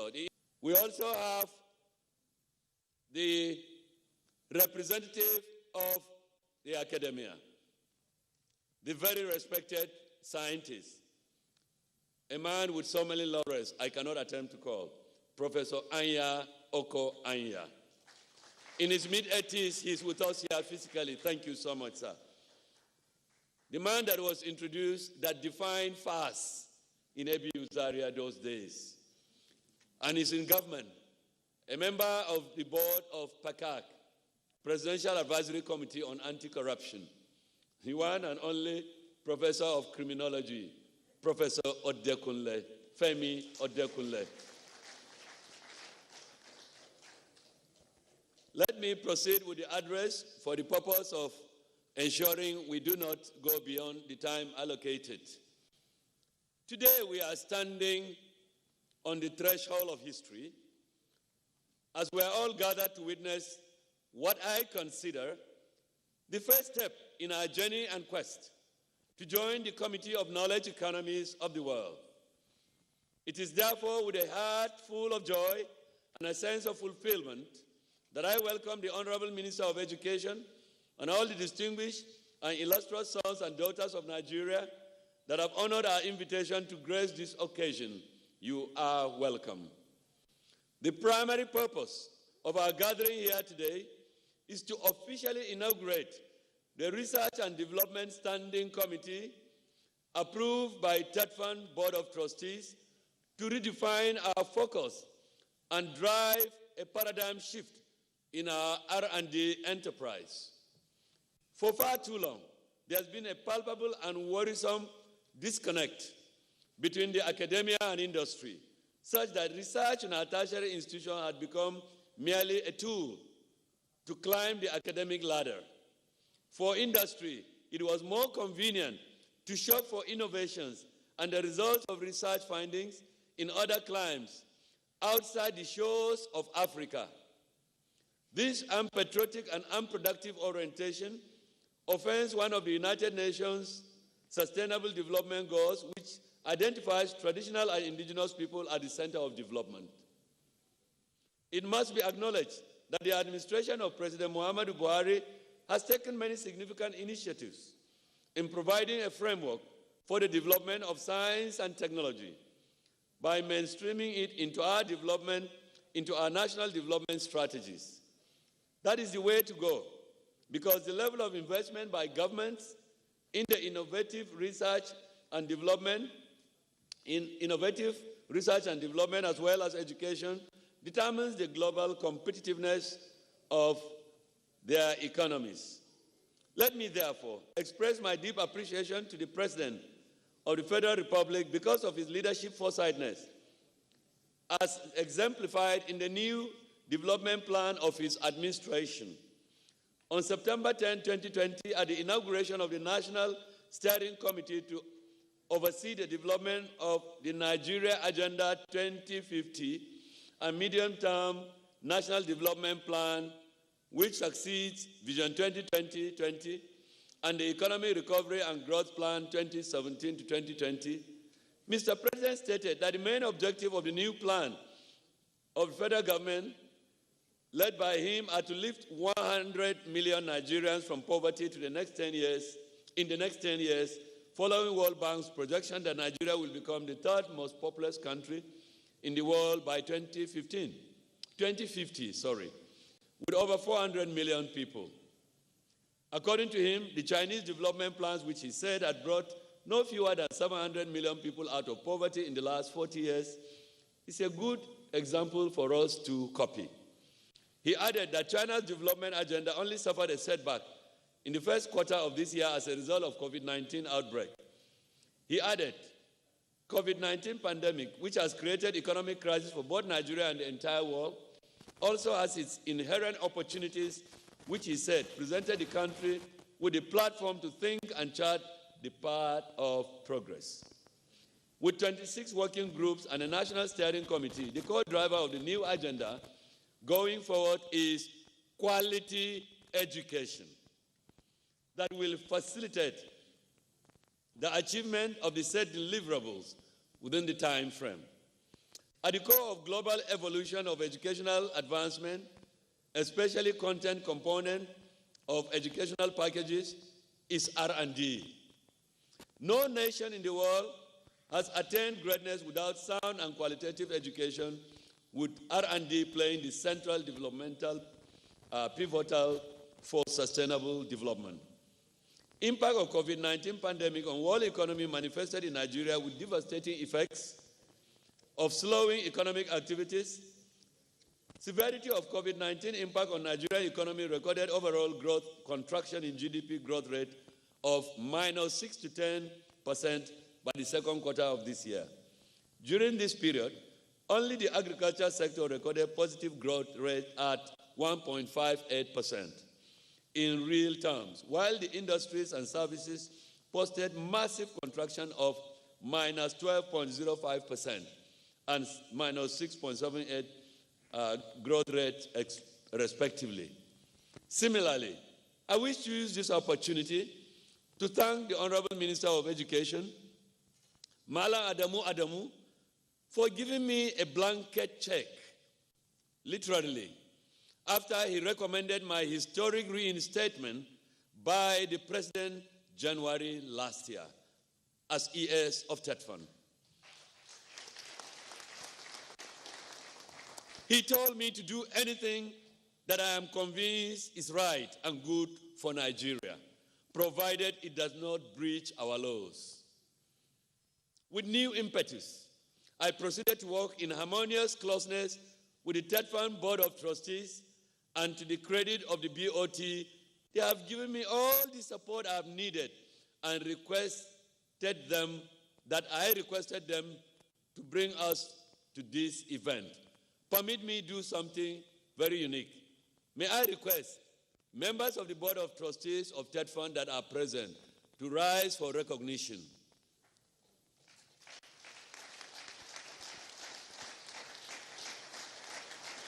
If I don't thank these people, I am an ingrate.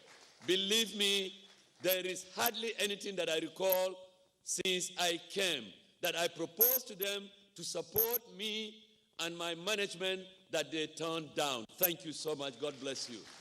You did this for our nation. Thank you. Take your seat. For too long, there has been a palpable and worrisome disconnect between the academia and industry. Such a research and tertiary institutions were merely a means to climbing to academic ladder, and mostly for promotions, sadly, rather than problem solving for the good of our nation.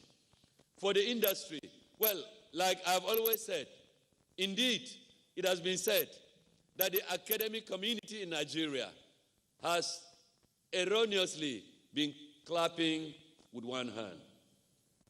You could not hear the audibility of a clapping that is with one hand.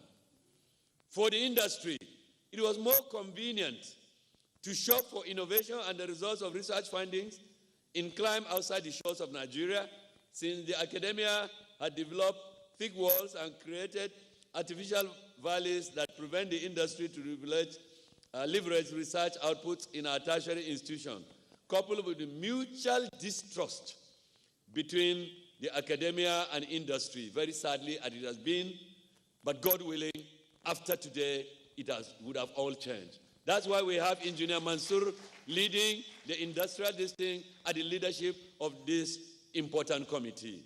These factors have negated the principles of United Nations Sustainable Development Goals, SDGs, which identifies traditional and indigenous people at the center of development. It must be acknowledged, however, that the administration of President Muhammadu Buhari has taken many significant initiatives in providing a framework for the development of science and tech by mainstreaming it into our national development strategies. This can be viewed with the lens of 50% increment in the National Research Fund, of TED Fund, in the year 2020 approved budget. Specifically, the Board of Trustees of TED Fund, having realized the position of content development, especially the place of research and development in global ranking of tertiary institutions, recommended the increment of NRF, National Research Fund. Incidentally, the two key committees, standing committees of TED Fund before now, their chairman and vice chairman are all here. NRF has been chaired and continues to be chaired by Professor Bamiro. Let me recognize Professor Bamiro. Where is Professor? Thank you.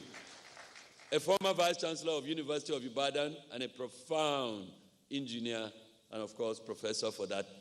And his deputy, Vice Chairman, as we call him, former Vice Chancellor, immediate past Vice Chancellor, and a renowned scientist of the Usman Danfodio University, Professor Zuru.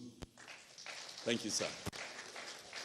Similarly, we have the Technical Advisory Group, TAC, chaired by another renowned scientist and recently elected president of the International Food Science and Technology Institute of the world, of course, Professor Ogugua Awo of the University of Ibadan. And his vice chairman, I simply call him my friend, Professor Umar Pate, Director of Academic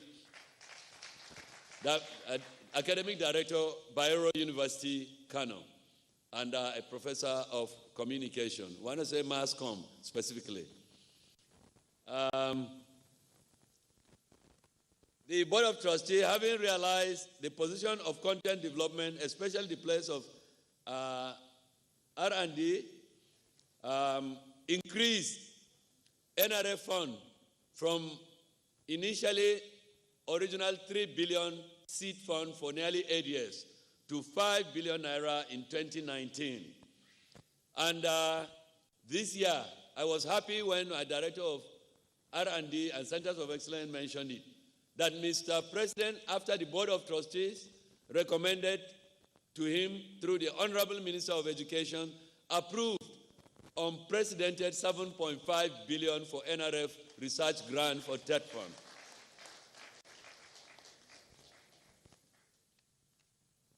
NRF, at the moment, is the foremost and largest funding window of R&D in Nigeria today.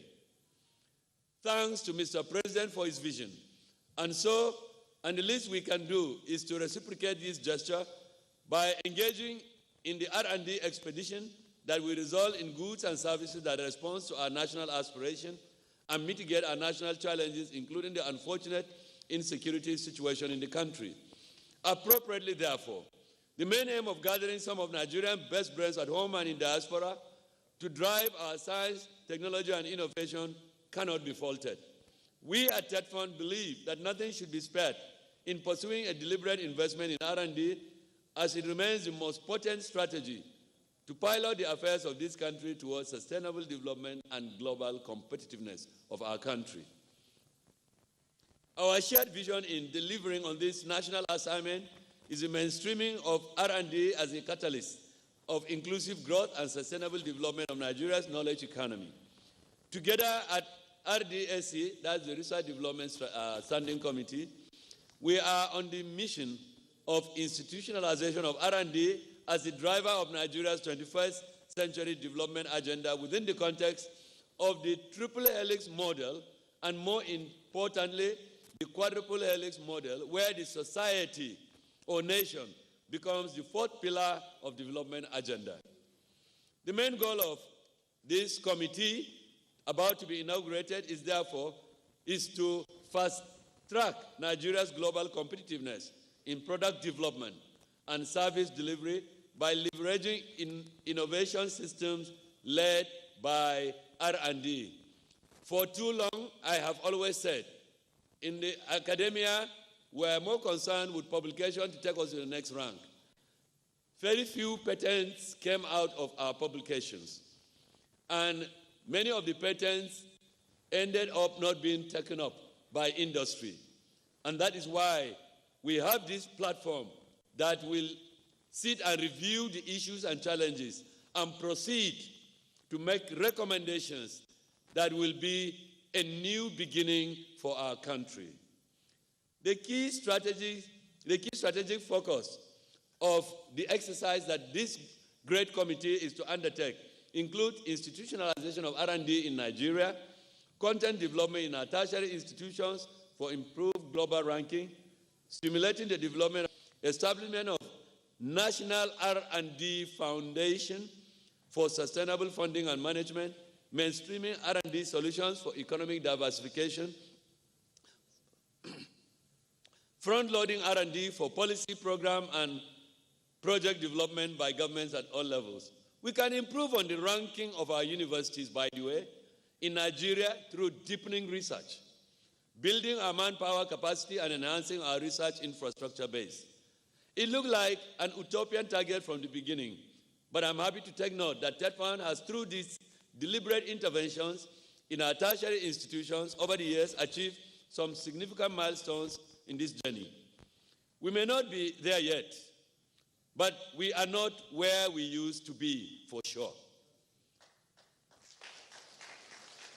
Nigeria has 6 universities in the overall Times Higher Education World University Rankings. The highest ranking university in Nigeria at the latest ranking released barely 2 weeks ago is the University of Ibadan, which is ranked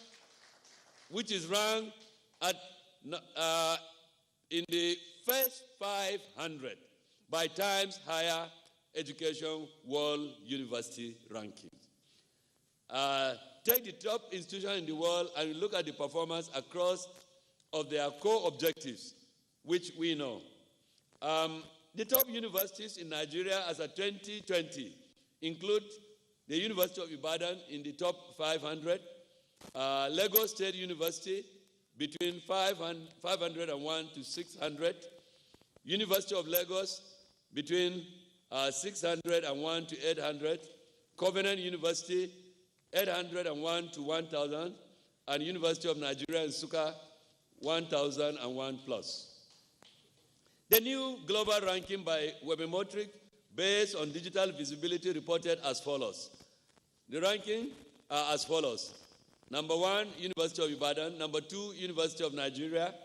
3, Covenant University, Ota.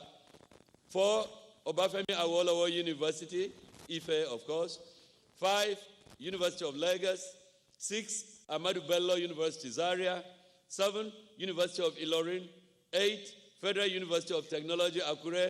9, Adekunle Ajashin University, I think that is Akumba, Akoko. Am I right?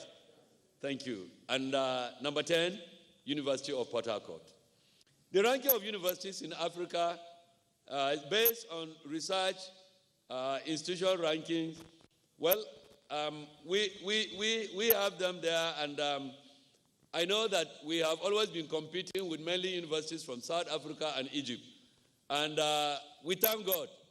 Remember that about 6 years ago, there was no Nigerian university ranked among the top 10 in Africa, not even in the world.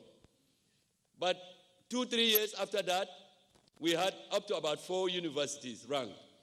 And at the moment, Nigerian universities are increasingly outpacing and outstepping universities from the other African countries. And it's been significantly attributed to the contributions of addressing the key issues of capacity, particularly strengthening faculty through TETFund interventions.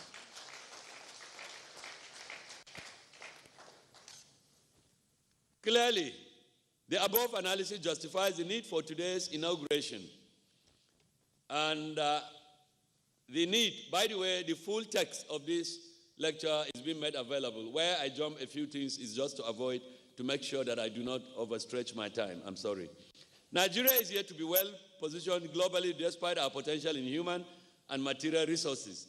This is the challenge I have humbly invited all of us here today to confront headlong with renewed dedication, commitment, and support. The thematic areas of groupings were carefully selected in line with the federal government of Nigeria intervention through Economic Sustainability Plan and New Development Plan of Mr. President post-ERGP and Vision 2020, which expires December 2020. The ultimate goal is to crystallize this effort in the floating of a national R&D foundation. It is our conviction that appreciable R&D funding will catalyze the competitiveness of Nigeria's economy and raise Nigeria towards knowledge economy. Nations that recognize and apply the triple and quadruple helix model that espouses the synergy among government, development partners, academia, research institutions, industry, business, have rewritten their national narratives from the backwaters of underdevelopment to a knowledge-driven economy.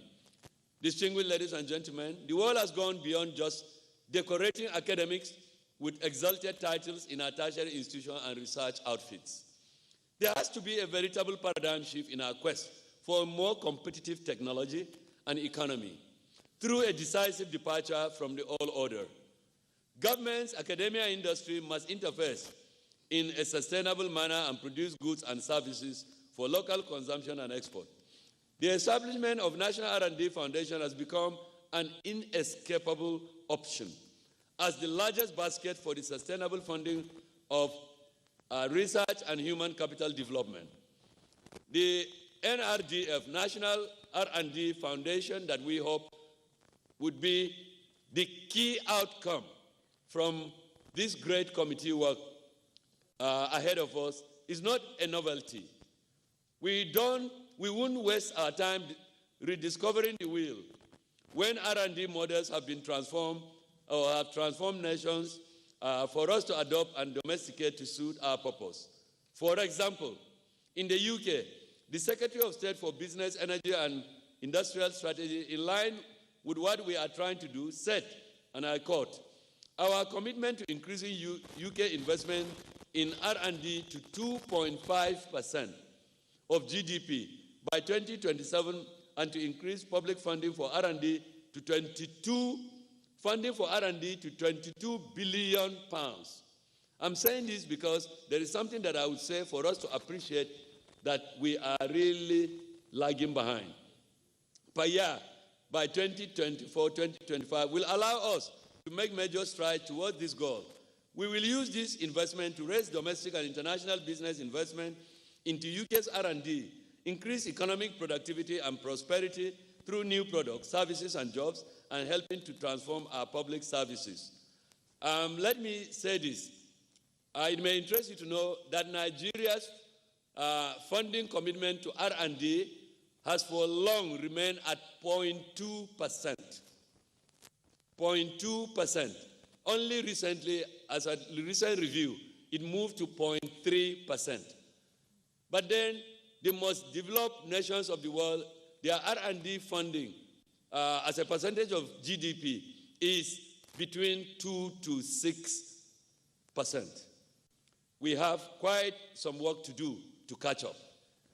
To galvanize our vision towards making R&D the ace and game changer in our national development agenda, the need for appropriate law to support the establishment of this foundation cannot be overstated. We need a robust institutional framework and arrangement for this foundation.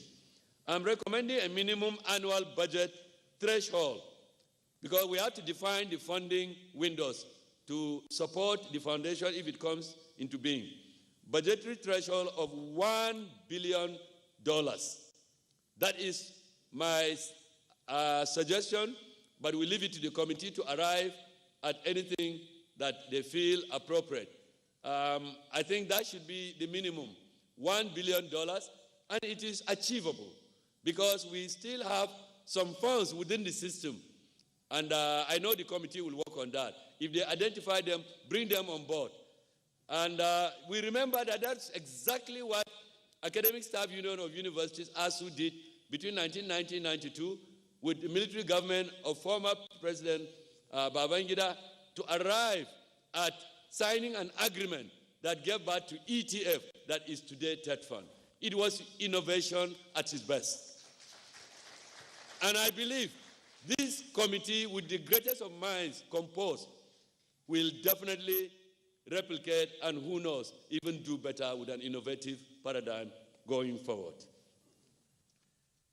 This amount begins to look like a drop of water in the ocean, granted the current population of Nigeria that is exploding annually.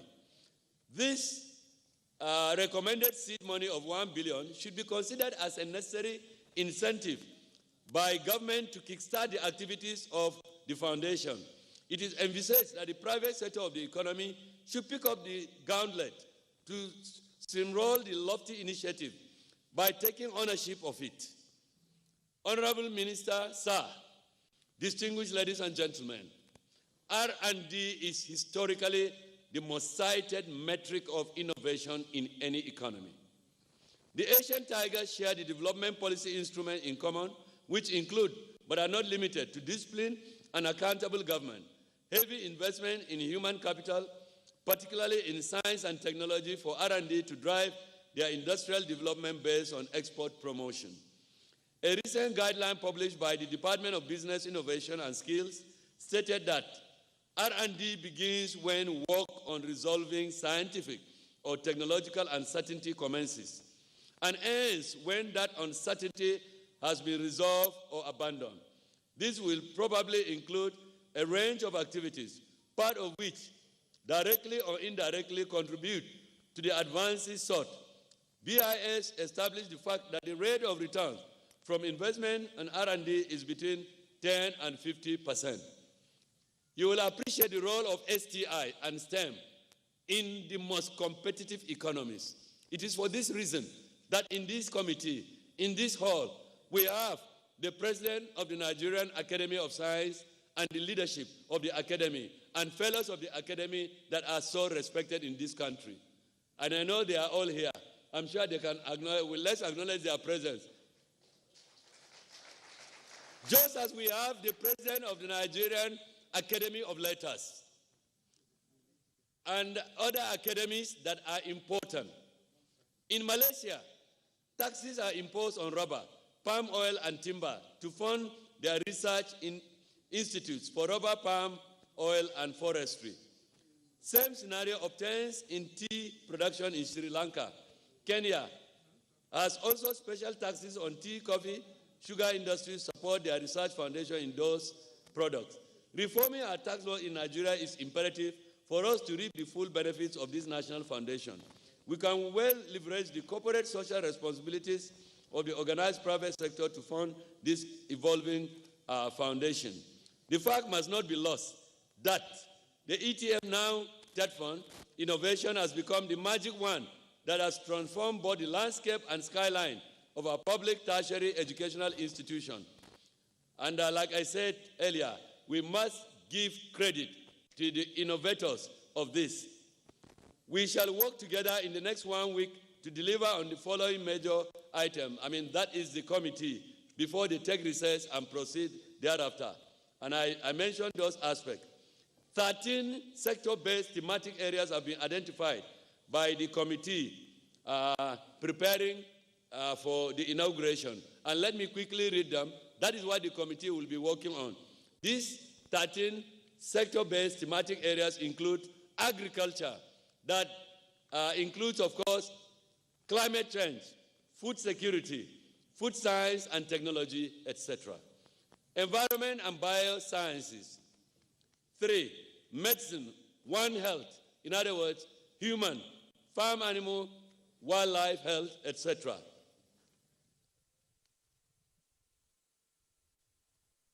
4, pharmaceuticals. 5, ICT digital economy. 6, petroleum fossil resources, solid minerals and mining. 7, industrialization, manufacturing, trade and investment economy. 8, engineering, technology and mineral science development. Infrastructure development. Education, energy, governance, social development and internal security. Finally, not the least, defense and the military. The technical coordination team has been working at the back end to develop the appropriate tools, soft infrastructures, etc., and the committee will be availed with what they have done. Let me quote Mr. President very recently. He said, "My administration will take concrete actions to correct the neglect of research, science, and technology by past governments. My administration will dedicate more resources and energy to the sector because no country could make progress without serious commitment to development of science and technology." Honorable Minister of Education, Chairman of the Board of Trustees, Chairman and distinguished members of this great committee, ladies and gentlemen, these are my concluding remarks. Research and Development Standing Committee members, that we are about to inaugurate is an epoch event in the annals of R&D in our country. May I congratulate you, Honorable Minister, eminent members of the committee, and the supporting technical coordination team for writing your names in gold on the flag of R&D in Nigeria. History will not forget you, and posterity will not forsake you. Honorable Minister, sir, members of the National Assembly here present, the Permanent Secretary, Federal Ministry of Education, members of the committee, TCC, and my dear colleagues from NUC, NBT, and NCCE. Indeed, I recognize the Executive Secretary of NCCE is here, and other regulatory bodies in the education sector. May it be said soon that today's historic event is a veritable watershed in changing the narrative and especially the relationship and indeed new marriage between the academia and industry, so that the research community would be seen to have tied a bond that will outlive all of us. Thank you for being part of this story. I welcome you and thank you for coming. Long live the Federal Republic of Nigeria. God bless you and God bless our country. That was the Executive Secretary of TETFund, Professor Suleiman Elias Bogoro. He is the fourth substantive Executive Secretary of TETFund, and he has given an insight into what is expected on the soon-to-be inaugurated Committee of Research and Development. As rightly pointed out by the Executive Secretary earlier, TETFund was initially established as Education Trust Fund in 1993 and later replaced in 2011 with Tertiary Education Trust Fund. It is an intervention agency set up to provide supplementary support to all levels of public tertiary institutions with the main objectives of using funding alongside project management for the rehabilitation, restoration, and consolidation of tertiary education in Nigeria. The main source of income for this funding is a 2% tax deduction from taxes from company and paid from the accessible profit of companies registered in Nigeria through the Federal Inland Revenue. The fund are disbursed for general improvement of education in federal and state tertiary education, especially for the provision and maintenance of essential physical infrastructure for teaching and learning, institutional material and equipment, research and publication, academic staff training and development. Any other need, which is the opinion of the Board of Trustees, is a critical and essential for improvement and maintenance of standard in the higher education institution. As such, the inauguration today is part of TETFund responsibility to promote research and development. And as earlier highlighted by the ES, some of the areas expected for the committee or the researchers to beam their searchlight on include agriculture, environmental, and all the social development of the economy. Welcome, sir. We also have from that same organization, Dr. Abdul Razak Ibrahim. Please stand up for recognition. Thank you, sir. You're welcome. Haven't done that, sir. You can take the podium, sir. Let's put our hands together as the BOT rep comes to take.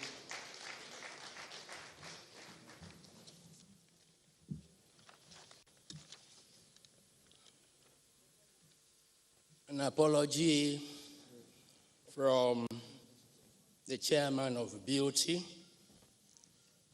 for asking his representative that lost his voice yesterday. He would have made a better alternative.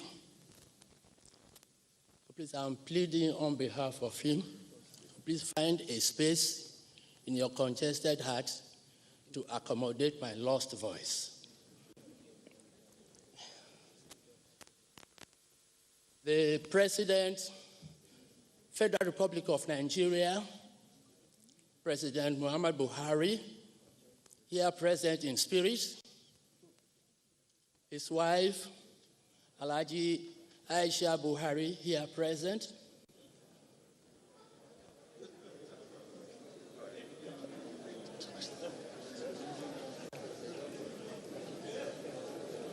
yes, it's an exercise given to your throat.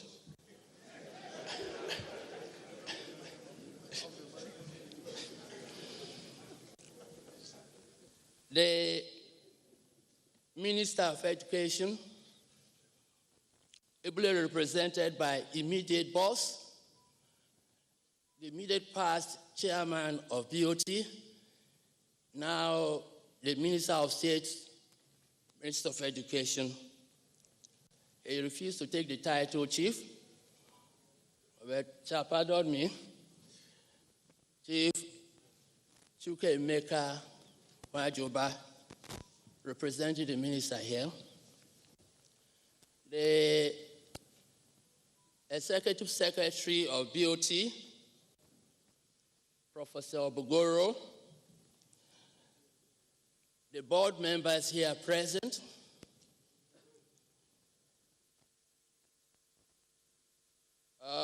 please allow me to stand by adding time to value by standing on the existing protocols. Remarks by Alhaji Kashim Ibrahim Imam, Chairman Board of Trustees, Third Fund at the inauguration of the Third Fund Research and Development Standing Committee held at Transcorp Hilton Hotel, Abuja on 24th September 2020. It is my pleasure to welcome the Honorable Minister of Education, His Excellency Malam Adamu Adamu, our distinguished guests and members of the Third Fund Research and Development Standing Committee to this inauguration ceremony. The Board of Trustees, Third Fund, having recognized the strong and long-standing commitment that this government has to the development of prosperous and knowledge-based economy, at its last meeting approved the establishment of Third Fund Research and Development Standing Committee. The establishment of this committee will no doubt enhance our research capacities and the gratitude of research, as well as linkage with government, industry, and other outstanding stakeholders, and greater alignment with national goals and attaining the Sustainable Development Goals. The vision of Board of Trustees is for research of higher quality, impactful, and that can contribute positively to national development. We must, and our tertiary institutions must elevate research to a position of high strategic importance. I'm glad that Third Fund has taken the leadership role in the pursuit and development of a high-skilled research that will make a significant contribution to the nation's sustainable economy. I take this opportunity to thank Mr. President, His Excellency Muhammad Buhari, GCFR, for graciously approving the upgrade in research funding to the Third Fund from the sum of 5 billion naira to 7.5 billion naira this year, 2020. It is my singular privilege, therefore, and honor to invite the Honorable Minister of Education, ably represented by the Minister of State Education, His Excellency Malam Adamu, to inaugurate the TED Fund Research and Development Standing Committee. Thank you and God bless.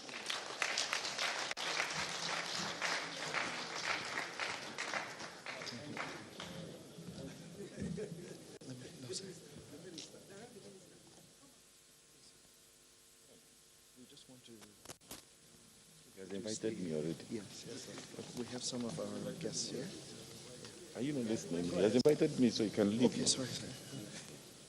Give me this.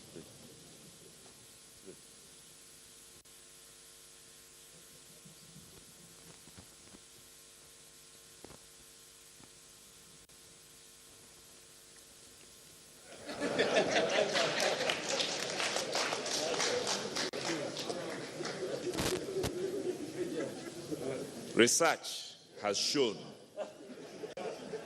that if you spray the microphone, it may not hold COVID viruses for long, and therefore you can then remove your mask.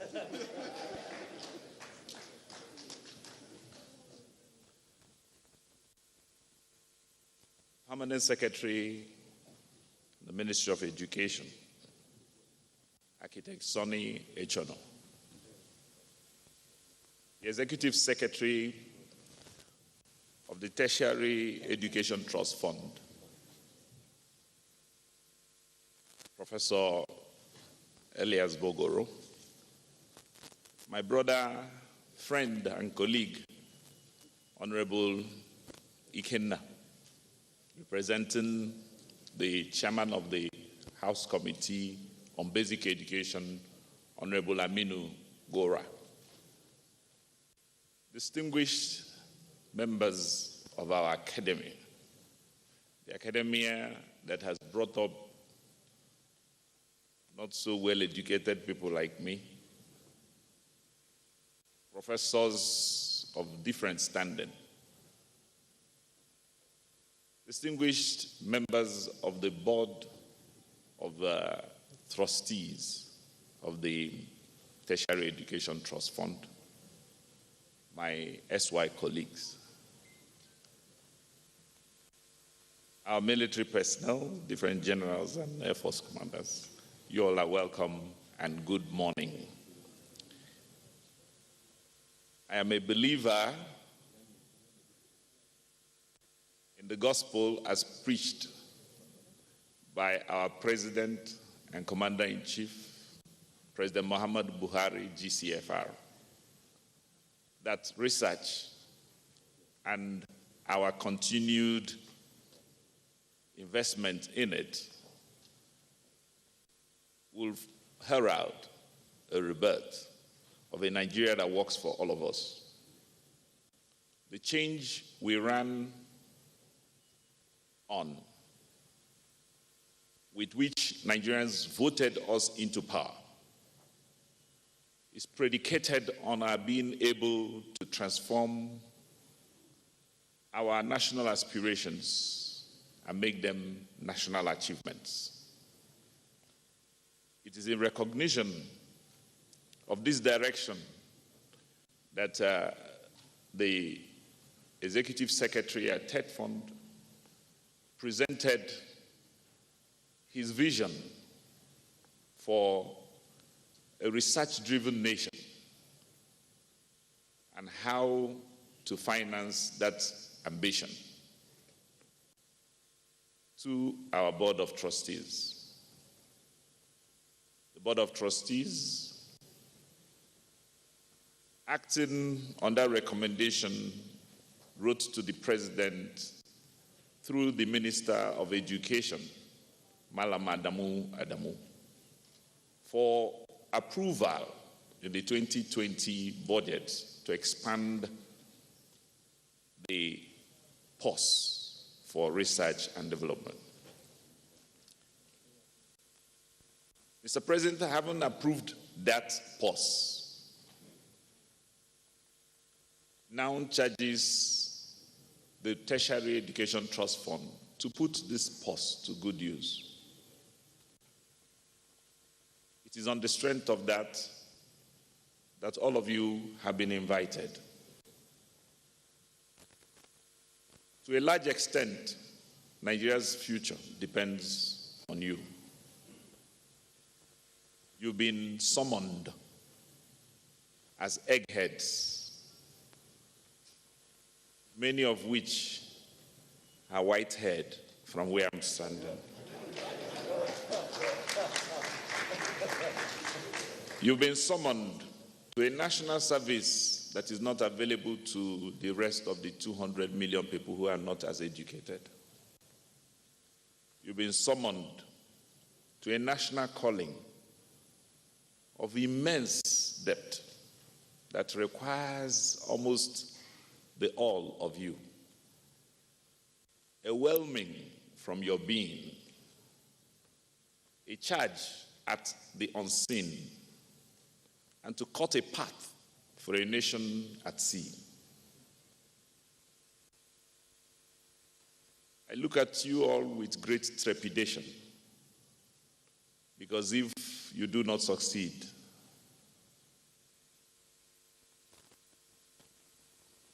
Nigeria's future is beclouded. I call to mind great researches that have been conducted in our nation. The one that I enjoy most is the research that led to the grinding of beans into my mind. My mother and mothers before her conducted extensive research to know that beans ground and made into porridge, heated up, can feed a young boy and he'll be smiling at you like this. They also discovered that if you do not heat it in water, but put the same paste in oil, it can turn to kose. Great researchers they were. But the challenges of our new sociology compels us to expand the realms of our economic participation, and therefore challenges our innovative spirit and where we must charge at.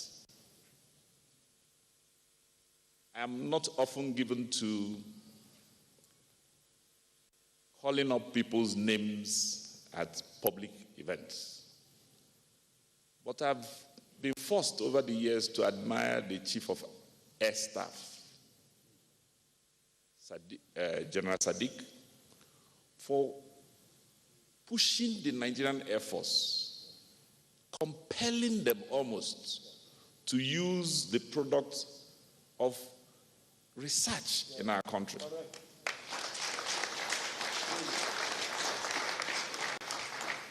He has vehemently refused for me to launch the book I commissioned to be done in his name since 2016, when I discovered that helicopter brakes are now being manufactured in Nigeria. That Nigeria Air Force indeed has taken out a diaphragm from a Russian pull-up helicopter and dissected it in Nigeria and produced theirs. And I was actually looking forward to being able to market it for him in Uganda. However, I was called to the Federal Executive. So please, it is way, way possible to do the impossible in Nigeria. I've seen it happen, and I know that you all are capable of doing it. The invitation that the TED Fund has extended to you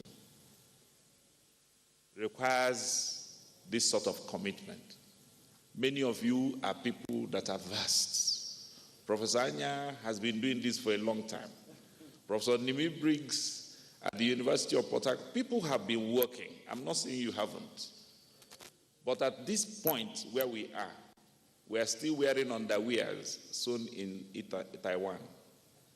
Nobody is wearing a made in Nigerian socks except Prof, who is not wearing at all. It is possible that we may stay as big as we are and be good for nothing. But it is also possible that we'll be big and challenge ourselves to do more. This is the invitation that Professor Bogoro has laid out in the excellently worded document he has presented us this morning. And it is at that I invite you to please join us as a government to share in the vision that President Muhammadu Buhari sold to the Nigerian public. And it is on that invitation that I ask that you please work for Nigeria in that spirit. I thank you all for coming. I thank you all for accepting. And I thank you all for applying yourselves. Your products will then tell us how far we've gone.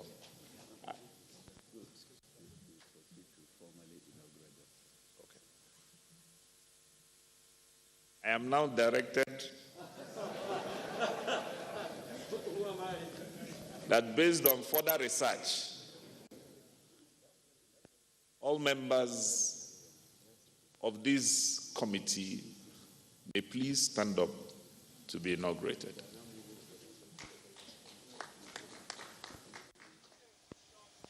Minister of State Emeka Nwajiba there, giving an open check to all researchers, academia, and people of like minds in the field to make Nigeria great towards contributing positively to research and development in Nigeria.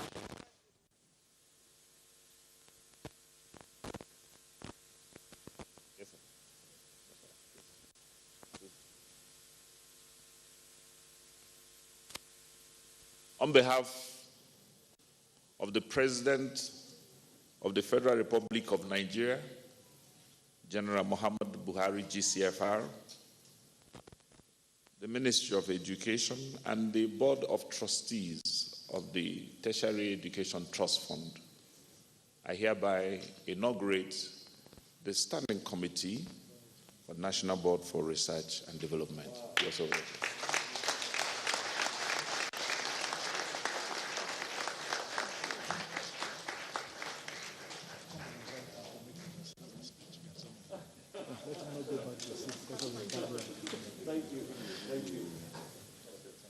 Congratulations to the committee. We would now invite the chairman of the committee to make his acceptance speech.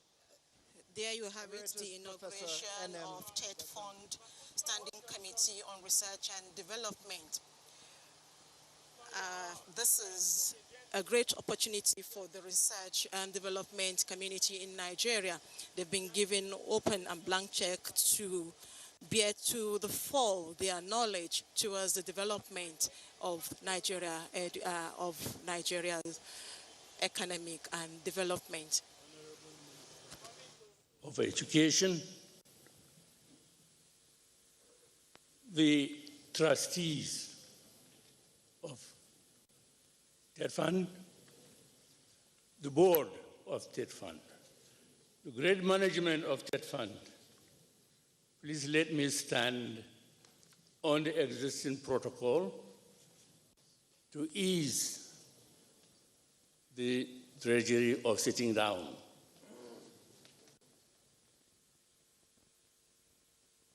I stand here and was introduced. Well, somebody said that they always send me to troubled places. But I'm happy to stand here. It is a troubled place because we are in trouble. But I'm standing here in peace because TED Fund is peace. It is indeed a great pleasure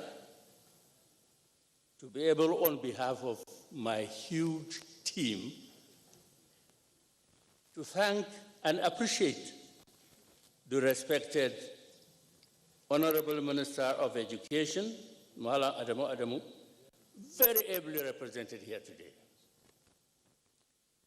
We thank him for accepting to inaugurate this important committee. Sir, your action today will be reverberated in history of Nigeria, in the annals of future development of this country. We believe that countries that invest heavily in their human resources can advance their economy and enhance the standard of living of their citizens. This happens when such countries bring to bear the imaginative thinking, skills, and innovative ability of their citizens. Nigeria cannot be an exception, especially when I stand up here and see the fantastic great brains before me.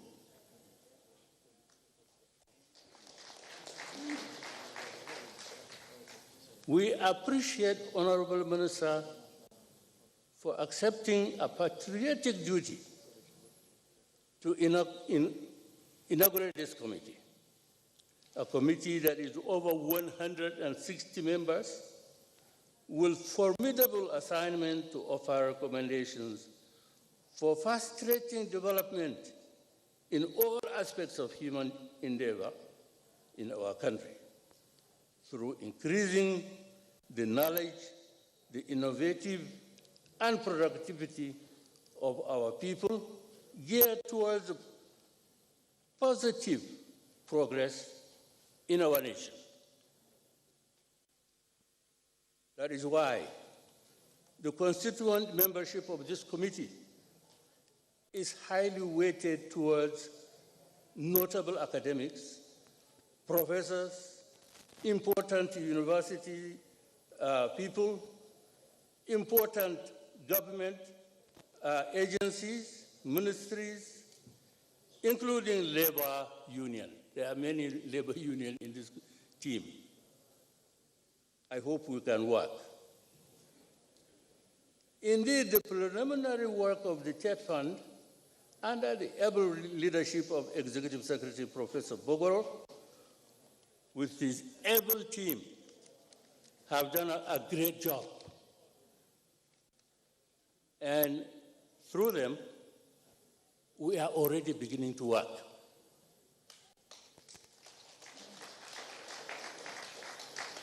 Their preparation has been most wonderful. A lot of thought had gone into the constituting the committee to include great Nigerians locally and in diaspora. Many of them from outside this country are part of the team. And we shall be guided by great practices, international practices. Scanning the membership of this great committee turns the head around indigenous. You have great renowned professors in all aspects of agriculture, specialists tested in engineering and technology, along with great researchers in pharmaceuticals and mining enterprises, as well as those specializing in digital economy and basic sciences, which is basic indeed. In addition, we have great entrepreneurs, great indeed, some of the greatest, and power providers, material science experts, and others include social engineers, and specialists in defense and military science. I see some very wonderfully handsome, well-dressed military among us. In fact, to me, this is a wonderful opportunity to appreciate this government in bringing everybody together. On behalf of these nationalist men and women, I have the special honor to echo their resolve and change the trajectory of our nation by agreeing to serve according to the terms and references ably outlined by the dynamic and visionary Executive Secretary of Tet Fund in his earlier speech. We promise to carry our assignment with diligence and seriousness it deserves. Hopefully, all the efforts will culminate in the establishment of R&D culture, research and development culture. That is very important. And the establishment, finally, of Research and Development Foundation to drive the industrialization of our great country, Nigeria. Thank you very much.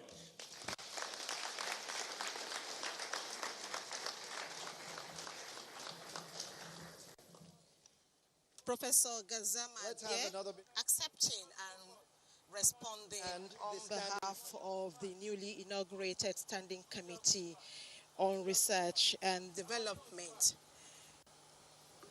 This committee to establish the culture of research and development. I would just like to quickly recognize some members of the committee, which we hadn't done a little bit earlier. We have Professor Atahiru Jega, who's a former INEC chairman. He is a member of the R&D committee. Let's give him a big welcome. It's an honor to see you here, sir. We also have Professor Abubakar Hafiz, former Tet Fund board member, former deputy governor of Kano State. We have members of this committee who were not able to be here, largely as a result of the difficulties caused by the coronavirus pandemic. But they have joined us through technology as a product of the shift to technology and also to development and research. So I would like to quickly go through them.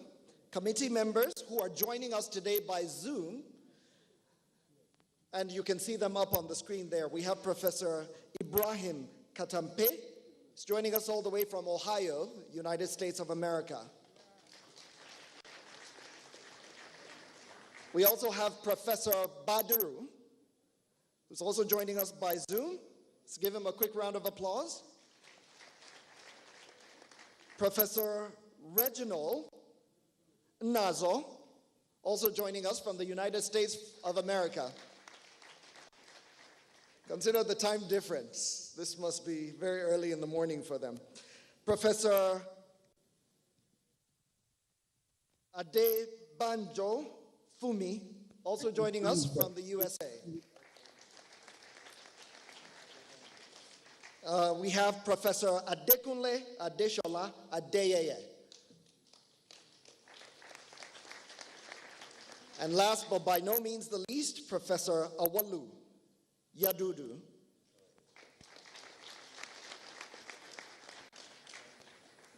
So, now that we've been introduced to all of our members, we are drawing this event to a close. But before we do that, we would like to take the vote of thanks, and this is coming from the Permanent Secretary from the Federal Ministry of Education, and his name is Architect Sonny St.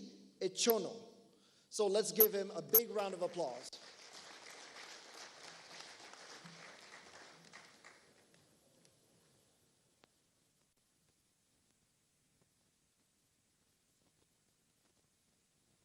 The representative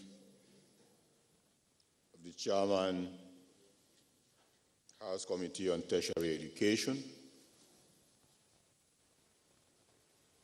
the Honorable Minister of State for Education, my boss, Honorable Chukwuemeka Nwajuba,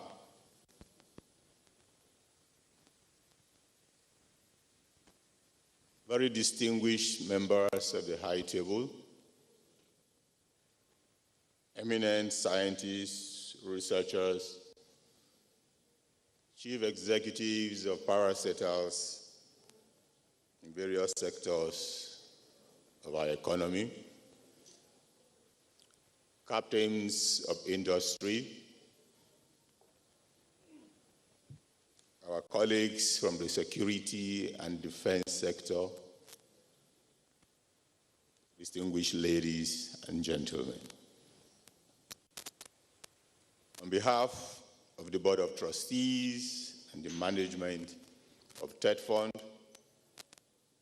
I wish to express our profound appreciation to Mr. President for his commitment, his dedication, and the bold initiatives he's taking to reverse the trend and to instill a culture of more prudent allocation and utilization of our natural resources. The commitment to research and the overall education sector as the bedrock and fountain of knowledge which propels all forms of human advancement is not lost on us. His commitment to reduce waste in our country in the name of subsidies and all sorts of other detractions, and to channel them into human capital development, as well as other key sectors such as agriculture, small and medium-scale enterprises, education, health. It's something that all of us in the education community deeply appreciate. We also thank the Honorable Minister of Education, Malam Adamu, for his sustained support for this effort. The Honorable Minister of State for his personal involvement in this, the members of the National Assembly, all the other partner agencies, especially the organized private sector, and all of you men and women who have taken out time and made the sacrifice not only to be here, but to undertake this journey at this very difficult time in our national history. I believe our depth of gratitude should know no bound.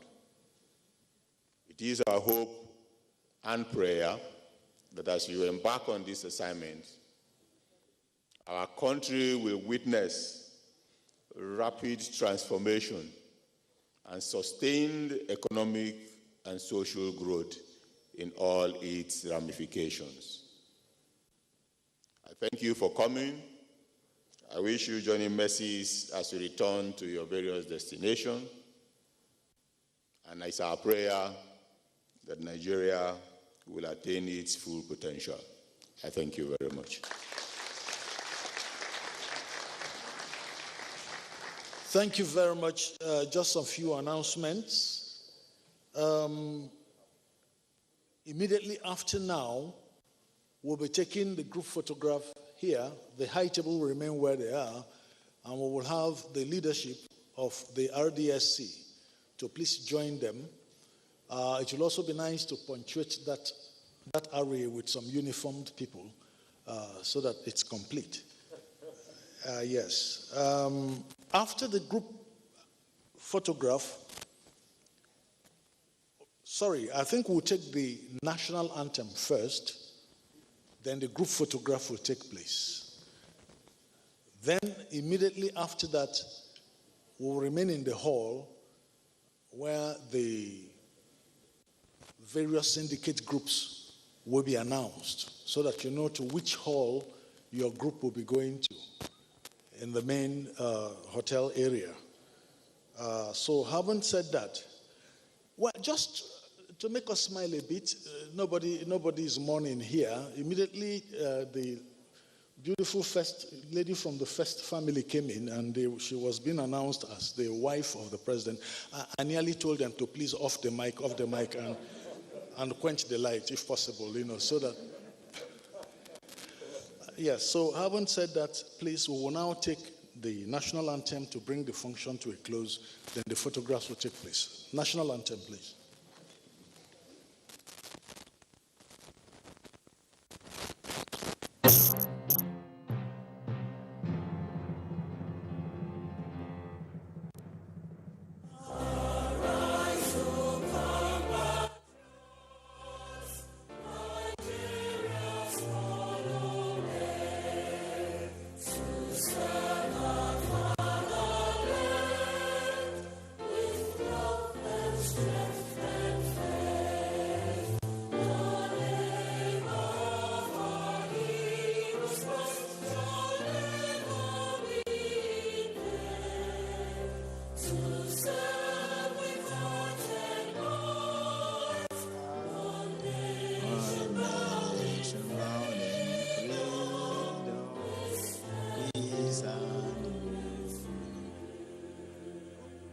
Photograph, please.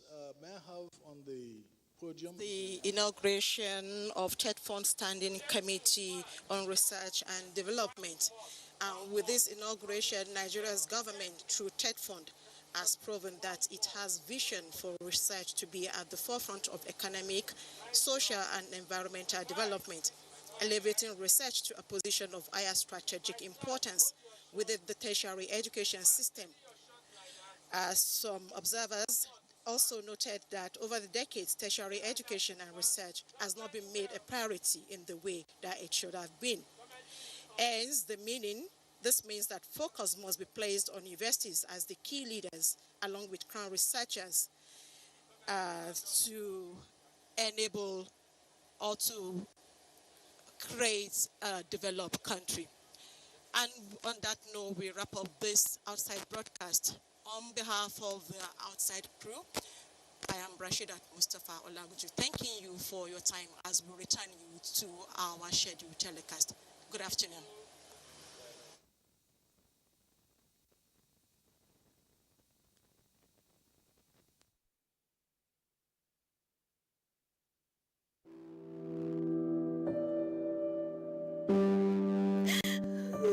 She cries. She cries in anguish and in pain. She bears the scourge of her grief. She toils in vain for justice and succumbs to silence. He gloats over his malady. Like a beast, he pounces with no remorse. Her cry means nothing.